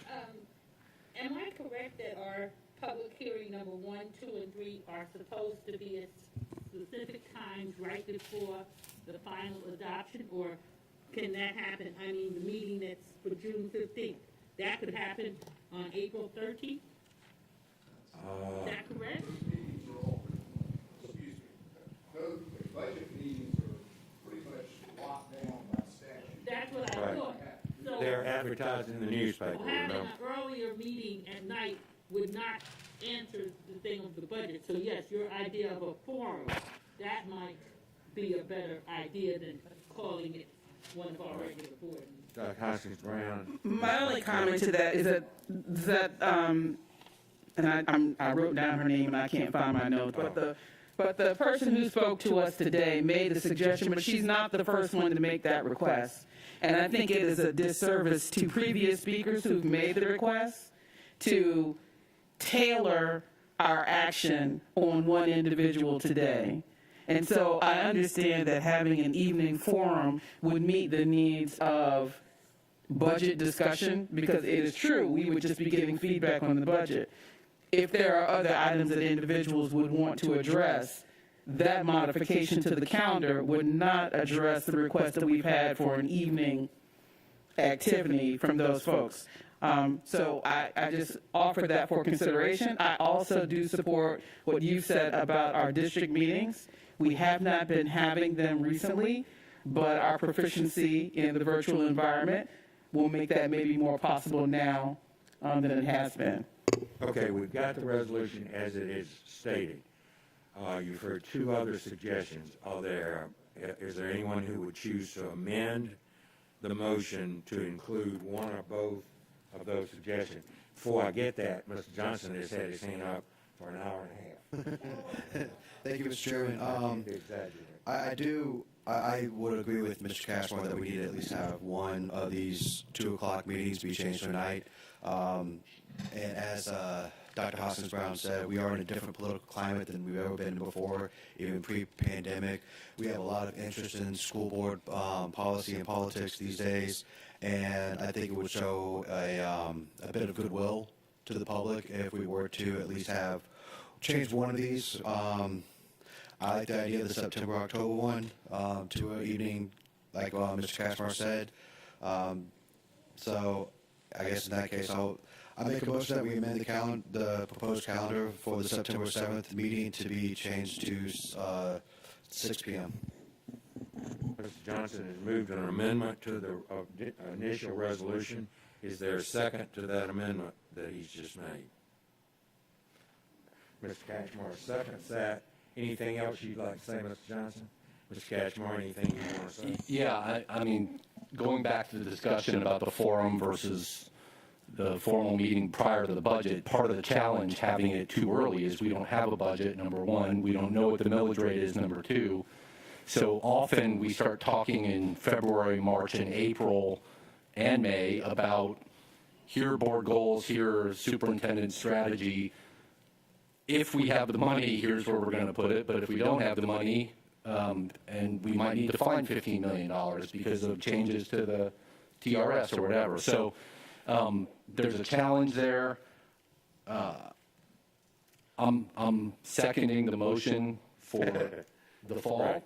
I would also support a further public meeting prior to the budget when there can be why don't we get discussion as well. This vote, and yes. then we'll go back to the budget thing.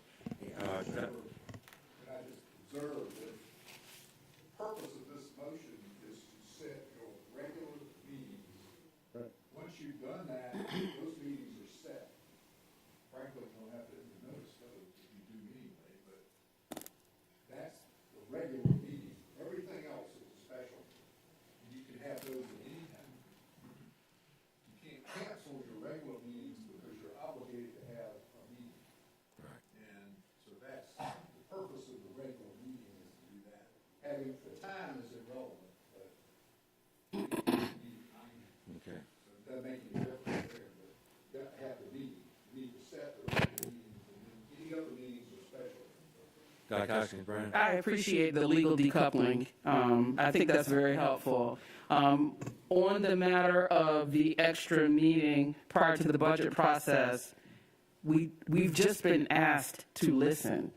We don't have to have all this preparation to listen. If you listen to the comments, and I don't agree with all the comments that were held, that were given, but the comment was that people have reaction and thoughts about how spending occurs in relation to their past experience. It wasn't in reaction to, they didn't want time to talk about the budget being proposed. They wanted to reflect on the spending that they have witnessed. And so it doesn't really matter that the budget won't be prepared. And in fact, I think it would demonstrate more transparency if there is a feedback process early on.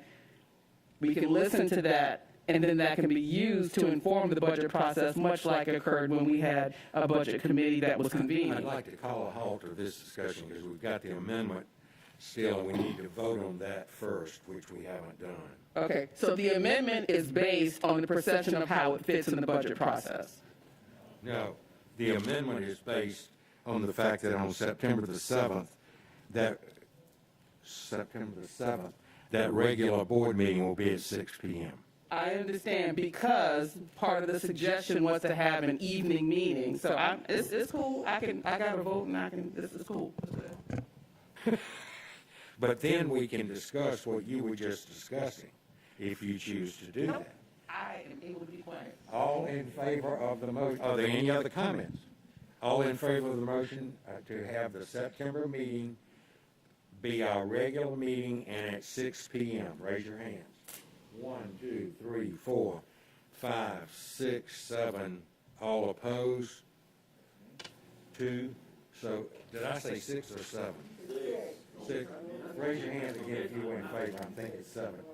2, 4, 6, 7. 7 in favor and 2 against and no abstentions.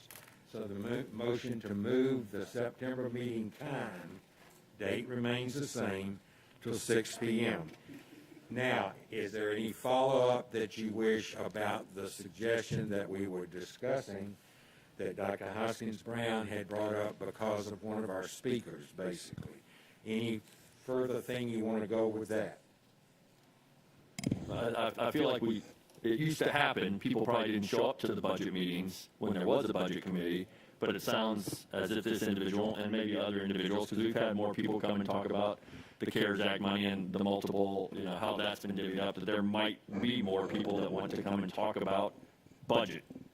Are we, when we call a special meeting, able to tell people we are only going to discuss the budget, or can they bring other things into that meeting as well? I just don't want it to turn into another board meeting where everybody brings other concerns, but I could definitely see a special call meeting discussing the budget while it's being developed by Ms. Page and all of her people. Dr. Hoskins Brown and then others who want to speak. We need to move on. If it is the will of the majority to have another special budget meeting, I will certainly serve and come and attend. However, the requests that we got for evening meetings have occurred over the last 4 or 5 months and have ranged the topics of masking to COVID mitigation to everything else. We have so many hearings, meetings in the evening that are specifically budget that people don't come to. I'm not enamored with the idea of creating another one committed only to budget. But I also, in this discussion, have received the information that if I have a commitment to community feedback, there are mechanisms available to me that I can exercise that does not require the board convening an evening meeting, and I'm okay with that. Ms. Grabowski. In our packet, the budget calendar states that March 7th will begin community stakeholder input, presentations, and surveys. Does that not coincide with an earlier opportunity for the community? And I don't know if that stakeholder is more narrow than the broader public, so perhaps there's an opportunity to extend beyond just stakeholders to a level of the larger community and public as a whole. But I think it's, in looking at that budget calendar, there may be an opportunity to just make some tweaks, and maybe it's a meeting, maybe it's a forum, but I think it would be helpful to hear from the staff thoughts on how we might be able to achieve earlier transparency, information, and opportunities to hear from the community as part of that budget process, if that's appropriate to do so. Ms. Hines, hang on, and I'll get Mr. Jackson. Well, the only thing I want to say here is that I think in March, that would be too early, I feel, because I don't believe that we've had time to get our information about the millage rate. We don't know what it's going to be. So the folk that are coming in, we won't be able to give them very much information. So I think March would be a little too early, probably around the 1st of April if we could, but then I don't see a date in here possibly that we want to do that. But I think March 2nd would be too early. Mr. Jackson. Good afternoon. As Mr. Cashmore mentioned, pretty much anything we do before March, historically, we would just get budget input, feedback from the community. Prior to the pandemic, we would try to take advantage of your town hall meetings and do a quick presentation at some of your meetings to get budget input. So if things are in our favor, we will have the opportunity to do that again, to visit some of your town hall meetings and to give those in attendance an opportunity to give some budget input or some budget feedback or suggestions. Fortunately, you have more people attend your town hall meetings than we would have come here to attend a budget workshop. So we try to take advantage of that, and hopefully we can get back into the swing of that this year. I would ask if the board would allow the new officers and myself, as we meet with the superintendent and her staff, to discuss this further with the understanding that indeed we will come back to you as a board and offer something. I have a very different impression than some of you, because after many years, a good number of years on this board, the people who have come to the night meetings, I believe without exception, have always been concerned about millage rate. They're not concerned about the budget. When someone's talking about how much budget is going to academic affairs and things like that, that's a whole different matter.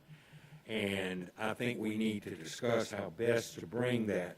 I happen to remember that when I ran for office the last time, that all of the other candidates running for this seat that I'm in made great to-do about how they couldn't understand the budget because it was so complicated. Well, it is complicated, and it's not like my checking account at home by any means.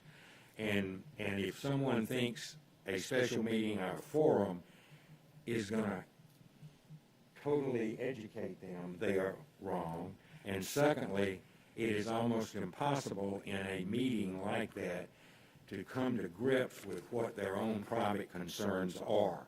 But let us come back to you with something. Is that? Yes, Dr. Howard Hall. If we have a 6 o'clock meeting to convene on September 7th for the regular meeting, would there be an informal meeting on that day? Probably. Would it be an hour prior to 6, maybe 5? I think that's a good thing for the vice president to consider at the next. Be careful, because you're now one of us. No, I think that. Is that okay with you? Yes, and from listening to the constituents, they're more concerned about evening regular meetings. Right. From what I've gathered, as opposed to the budget meetings. I know. So do you think it's any way possible to? Well, that's why if we try the September one, at least that gives us something at a regular meeting to try. I mean, I'm at y'all's will. I've just sat through a lot of night meetings where staff had to be here till 8, 9, and we didn't have anybody here like we do in an afternoon meeting. And that sounds cynical and all that, and I don't mean for it to, but let's move on, please. We voted on. Oh, yeah. So all in favor of the resolution as amended with the September meeting being at 6 p.m. instead of 2, all the rest remaining the same. Raise your hands, please. 1, 2, 3, 4, 5, 6, 7, 8, 9. Motion passes 9-0-0. The last item, the next item, has to do with the committee appointments of the board. I am the one who makes those committee assignments. I chose this year to keep the assignments the same as last year because it had been somewhat of a different kind of year in terms of meetings and whether we were able to get enough work done that we were aiming for. You see the resolution, you see the committees there. I need a resolution to accept those committees. Before I ask for the resolution, I will say, though, that there will be a ad hoc committee on charter school policies. And Mr. Katchmar, in his wisdom, has agreed to chair that committee. And so we will be asking some of you others to serve on that committee with him. Can I have a motion that we approve the committees for the year? Mr. Johnson moved, Dr. Hoskin Brown seconds. All in, any comments? Any comments from board members? All in favor, raise your hands, please. 1, 2, 3, 4, 5, 6, 7, 8, 9. Motion passes 9-0-0. Is that all of the board matters? Final item rounding out your board matters for today is the addition to the agenda, wherein the board does have an action item for the vote on the proposed district boundaries of Chatham County Board of Education. Based on census data, it is periodically the responsibility of the Board of Education to work with Chatham County Commission to revise districts of Chatham County based on changes in population. Through the Metropolitan Planning Commission, both the Savannah-Chatham County Board of Education and Chatham County Commission have received and reviewed information on proposed changes to district maps. The proposed Chatham County district boundaries have also been reviewed by the Legislative and Congressional Reapportionment Office of the Georgia General Assembly, and technical certification has been granted. The map has been posted to board docs and has been previously provided to board members in conjunction with this agenda action. It is now being presented for review and final approval for submission to the state legislature. Thus be it resolved that the proposed Chatham County district boundaries as identified by the map that was identified in the technical certification form as CHAT-HAM CCSB-Import 2-2021 be approved by the Board of Education. You've heard the resolution. Dr. Brinkman, is that a motion? Dr. Brinkman moved. Ms. Johnson seconds. Dr. Brinkman, any? I would just like to thank all parties involved in the process of working to put these maps together with our counterparts on the County Commission. But also with the Metropolitan Planning Committee, taking the time with the GIS systems to walk us through to try to create districts that still represent what the prior districts were as well. Mr. Johnson? I just also want to remind the public that everybody gave up something. We all had a compromise. And I would like to say to my partner in crime here in the 6th District, welcome to the West Side. Any other? Ms. Hines? I'd just like to say I'm glad that this process is over and these district lines are in place for the next 10 years. So keep that in mind. Any other comments from board members? Ms. Hall? I'd like to thank Mr. Grabowski for helping us smooth over any problems that we might have run into at the end of this process. I was very proud of how we handled it. So I'm very happy that we're making this resolution today. Any other comments? Just like to welcome Ms. Hall to more Port Wentworth.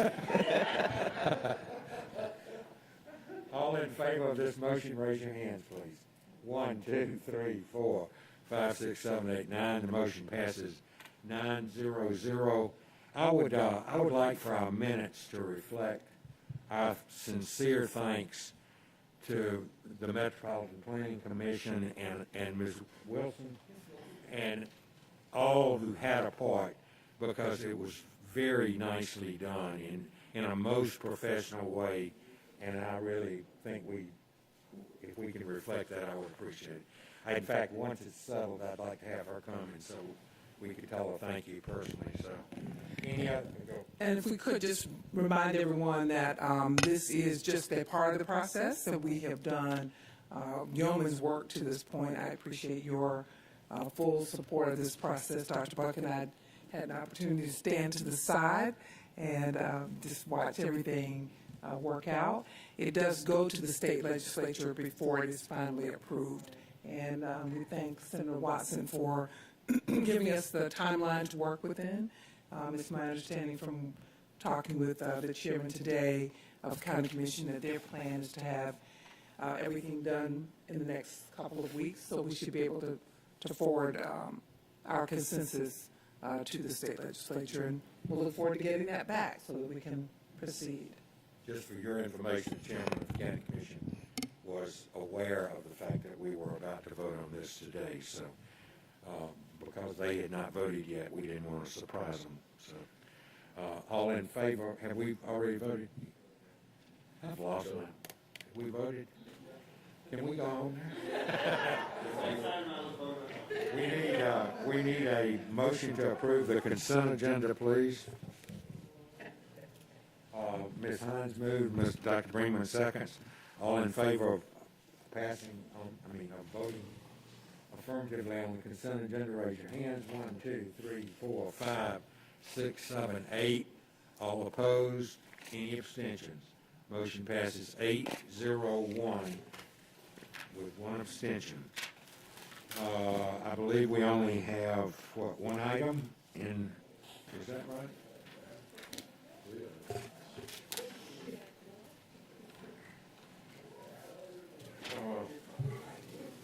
Yeah. The budget process update. Oh, there she is, the Jeep owner. Good evening.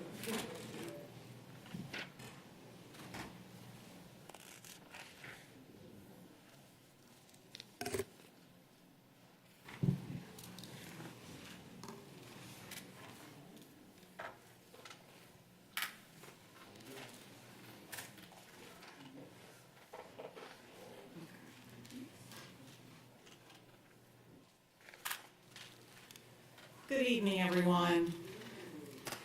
This evening, I'm going to go over a budget process update, and I'm going to focus on our projected enrollment for our school district for next school year. In our enrollment forecast, one of the important things we do is we look at the past and current patterns of change. We incorporate our predictions and what trends that are going to occur in the future that we predict. To forecast our enrollment, we use census, state, and local data, and population growth, student promotion, and birth rates. And I just want to kind of give you a brief discussion. The way we get started is the budget office at first puts together the data, and we put it into a spreadsheet and analysis, which focuses on historic data mainly. We do look at the birth rates from 5 years ago.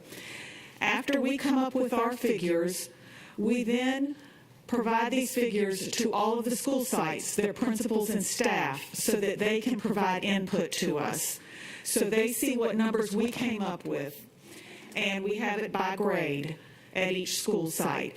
The principals and school staff may know something we don't, such as there is a large apartment complex being built in their community, and they alert us to that. There may be quite a few more students that may be attending their school next year, and then it is sent back to the budget office.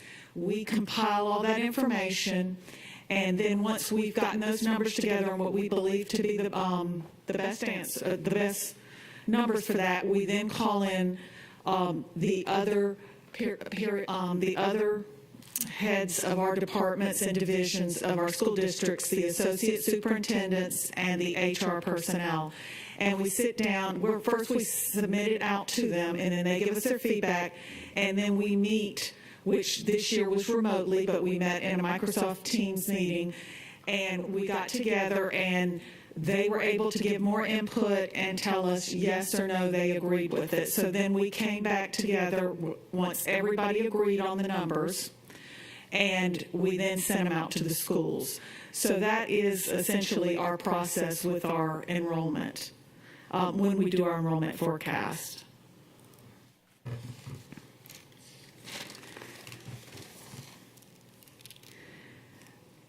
As we all know, enrollment is very important. These forecasted, projected, and student enrollment, one of the reasons it's so important is it determines the staffing at the school sites. So if their enrollment goes down, they lose staffing. If their enrollment's going up, they're going to gain staffing. We, as a district, have been on a slow decline due to birth rates in Chatham County, and this is nationwide also. We have lost a total of 1,167 students since fiscal year 19 to this year, compared to this year. The loss in enrollment is due, as I said, to the decline in the birth rates and possibly the pandemic. And another important thing besides the staffing that the enrollment drives is our enrollment is extremely important because that also determines our state funding. On this graph, it shows you can look at 2017 birth rates in Chatham County, and those would be our kindergarten students for next school year. And as you can see from the graph, our birth rate is declining in a downward trend. On this next slide, this shows the 5-year regular enrollment summary for grades 1 through 5. This does not include the pre-K or self-contained students. And for next fiscal year, there is a projected loss of 189 students compared to what we have this year. That's what we've projected for the elementary grades 1 through 5.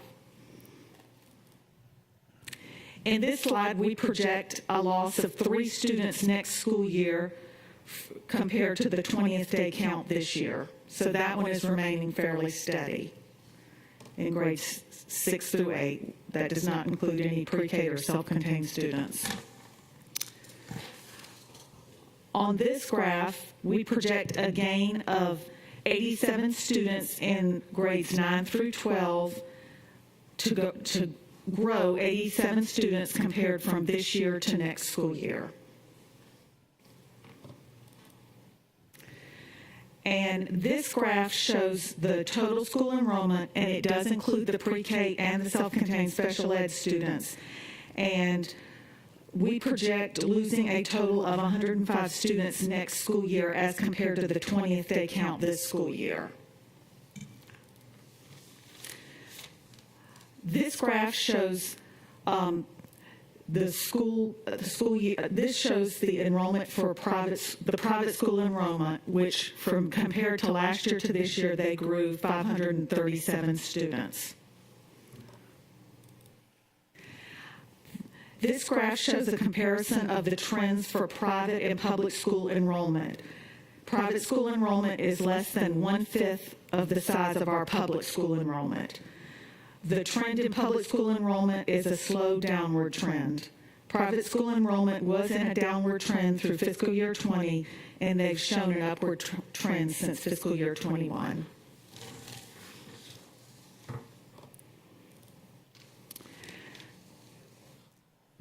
This shows our future on what we predict. We project a slow decline in enrollment over the next 3 years due to the decline in birth rates in Chatham County. This is a slide of the budget calendar that was just previously being discussed. And this is another slide of the budget calendar. One of the things that I'd like to take note is we have put down June 22nd as the final board adoption for our budget. And this concludes the presentation, if anybody has any questions. Any questions from board members? Ms. Hall, Mr. Johnson, Dr. Howard Howell. Hi, Paige. What is the correlation between a lower enrollment and state funding? What would you say? Well, of course, when we go down in enrollment, our state funding goes down because it is based on the FTE per student, which is based on the student being enrolled in school all day. They are divided into 6 segments. So if we lose students, we obviously lose enrollment. Sometimes we can gain it based on some students gain more FTE than others, such as special ed, gifted. You get a little bit more because you have to have a smaller classroom.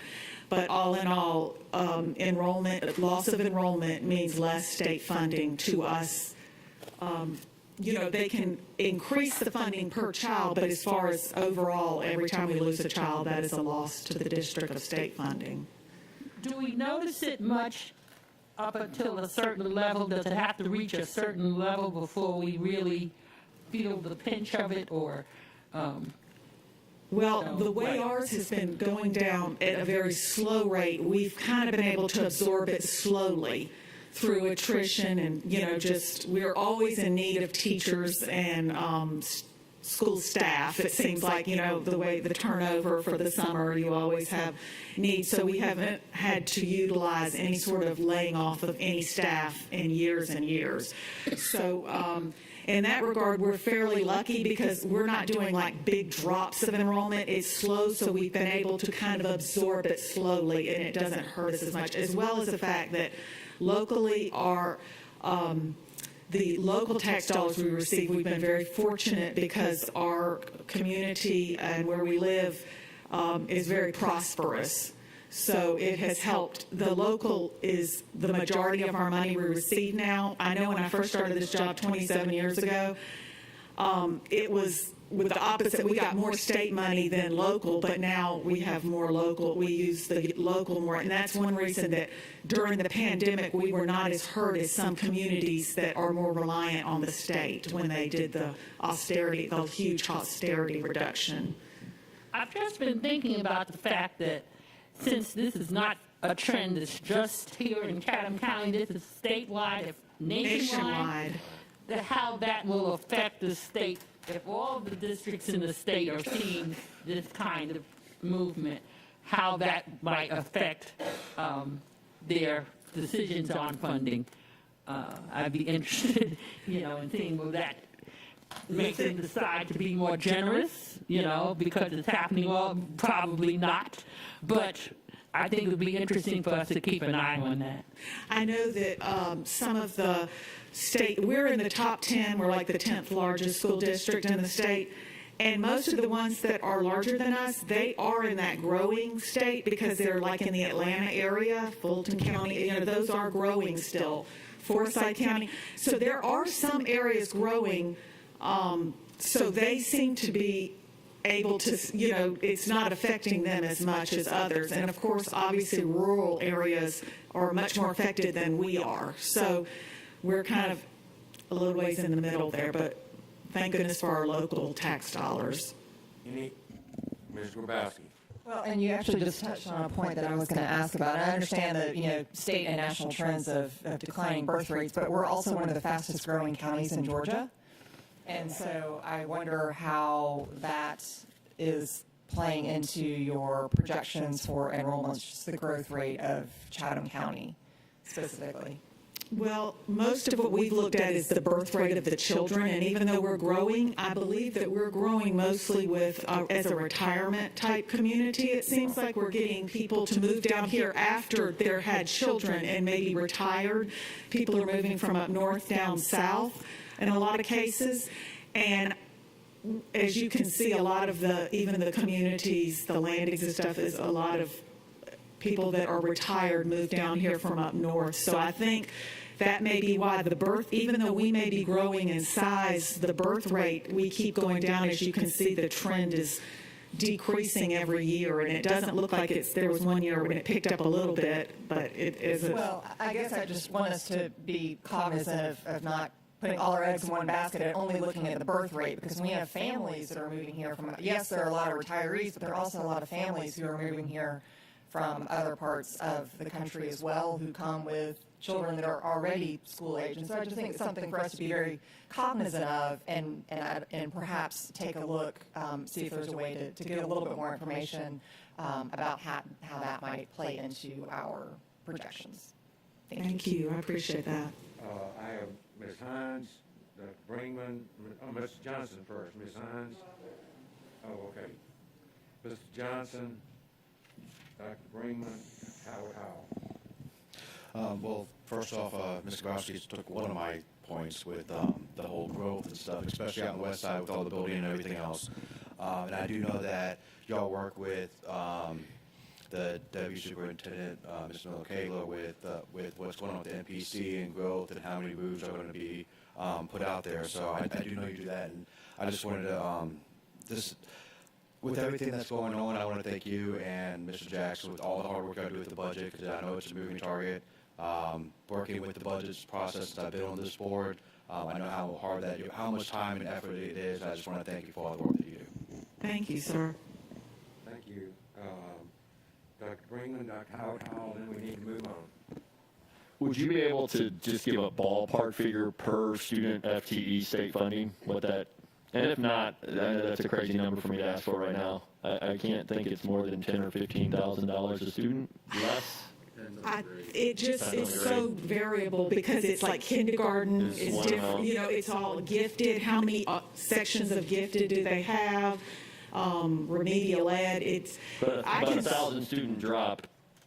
It seems like you're confident that with our budget process and with the money we bring in locally, we're easily able to deal with that. It's not a problem. Yes, and that was like not just from last year, 1,000. You know, it was over a few years back. But yes, because we've just been very slowly decreasing, we've been able to absorb it. And of course, obviously, if we have less students, we have less teachers, because we base them on a class size. So that's another thing, because we always are in need of teachers. I'm never worried about that. We always need teachers. I have Dr. Howard Howell. Yes, there's an overall population, overall decline, but if you look at a targeted population out at West Port Wentworth in the Rice Creek area, there are so many apartments that are being erected, as well as housing for younger families. So with that being said, has there been much communication with the officials at Port Wentworth to discuss the growth out there? What we found is that area is growing tremendously and going up, but what's happening is people are moving from other parts of Savannah to the west side, to those pooler areas. It's not like we're gaining people from outside of our county. It's just a distribution of, instead of being maybe in Midtown or something, people have moved from one area of Savannah to another, and that area now is the west side, the pooler areas, the big growth area now. We're not finding that we're bringing that many people in from outside of our county. It's just that we are redistributing them. So it's like when we know that this one is going down, even though, like in Pooler, I keep adding more and more in those areas, but I have to take it out of somewhere else, because that's what we're finding is they just move from one area to the other area of Savannah. Any other comments? I'm going to make the opening salvo to be thinking about this discussion when you start thinking about the millage rate. Please remember this discussion. The millage rate. Thank you. Does that mean we lower the millage rate if we lost students? It means we're going to get less money from the state, so we need to leave it alone. Any other comments on this? Thank you, ma'am. Thank you. We've still got a long ways to go as we begin this process. But we got lots of people moving in, but a good number of them are moving in the counties adjacent to us. And I would disagree with what Ms. Grabowski said, because the numbers are not showing all the families you've said. So I mean, with children.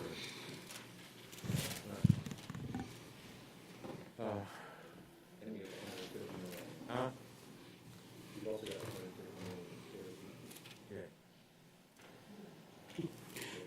Briefly?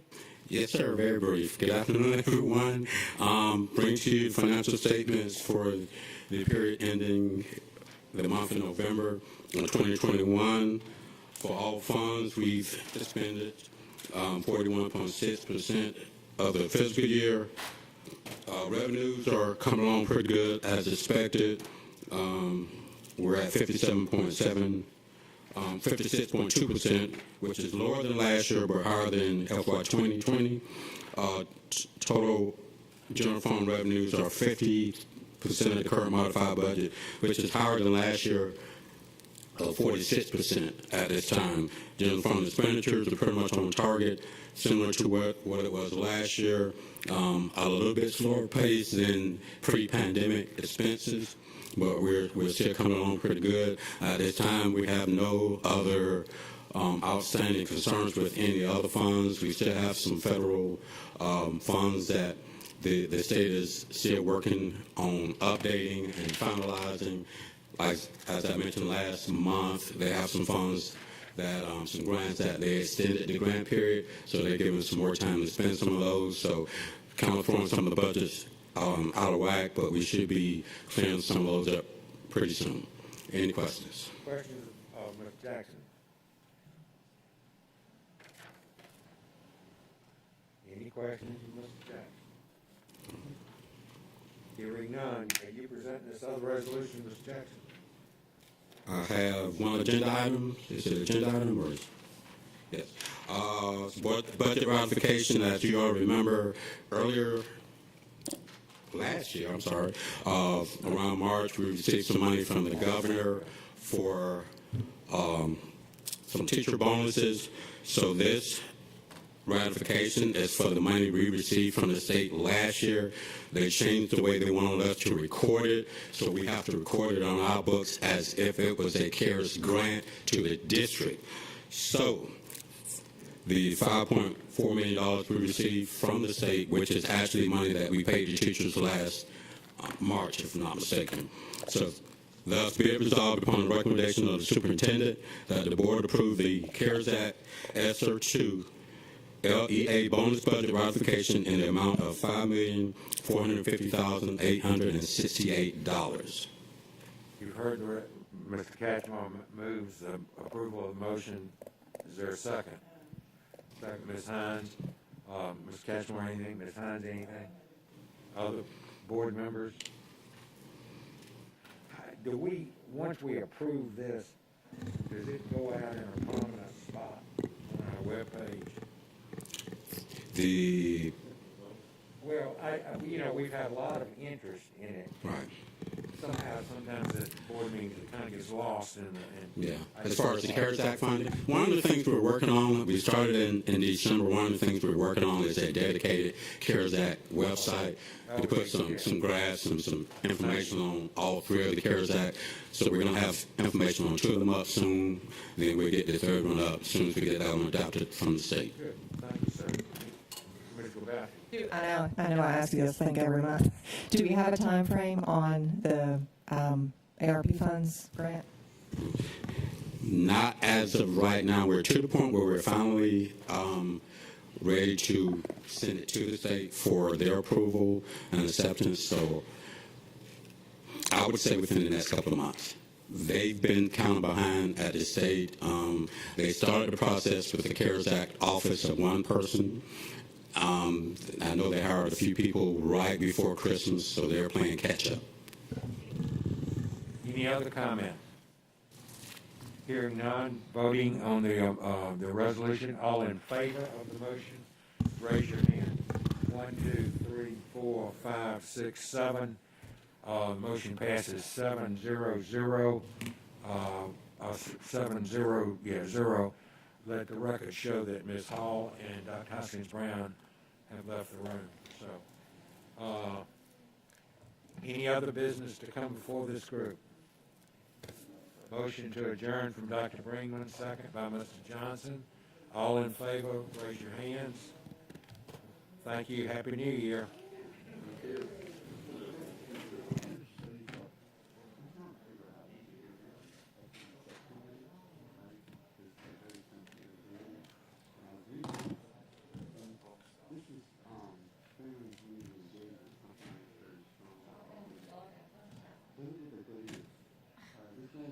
Practices like incorporating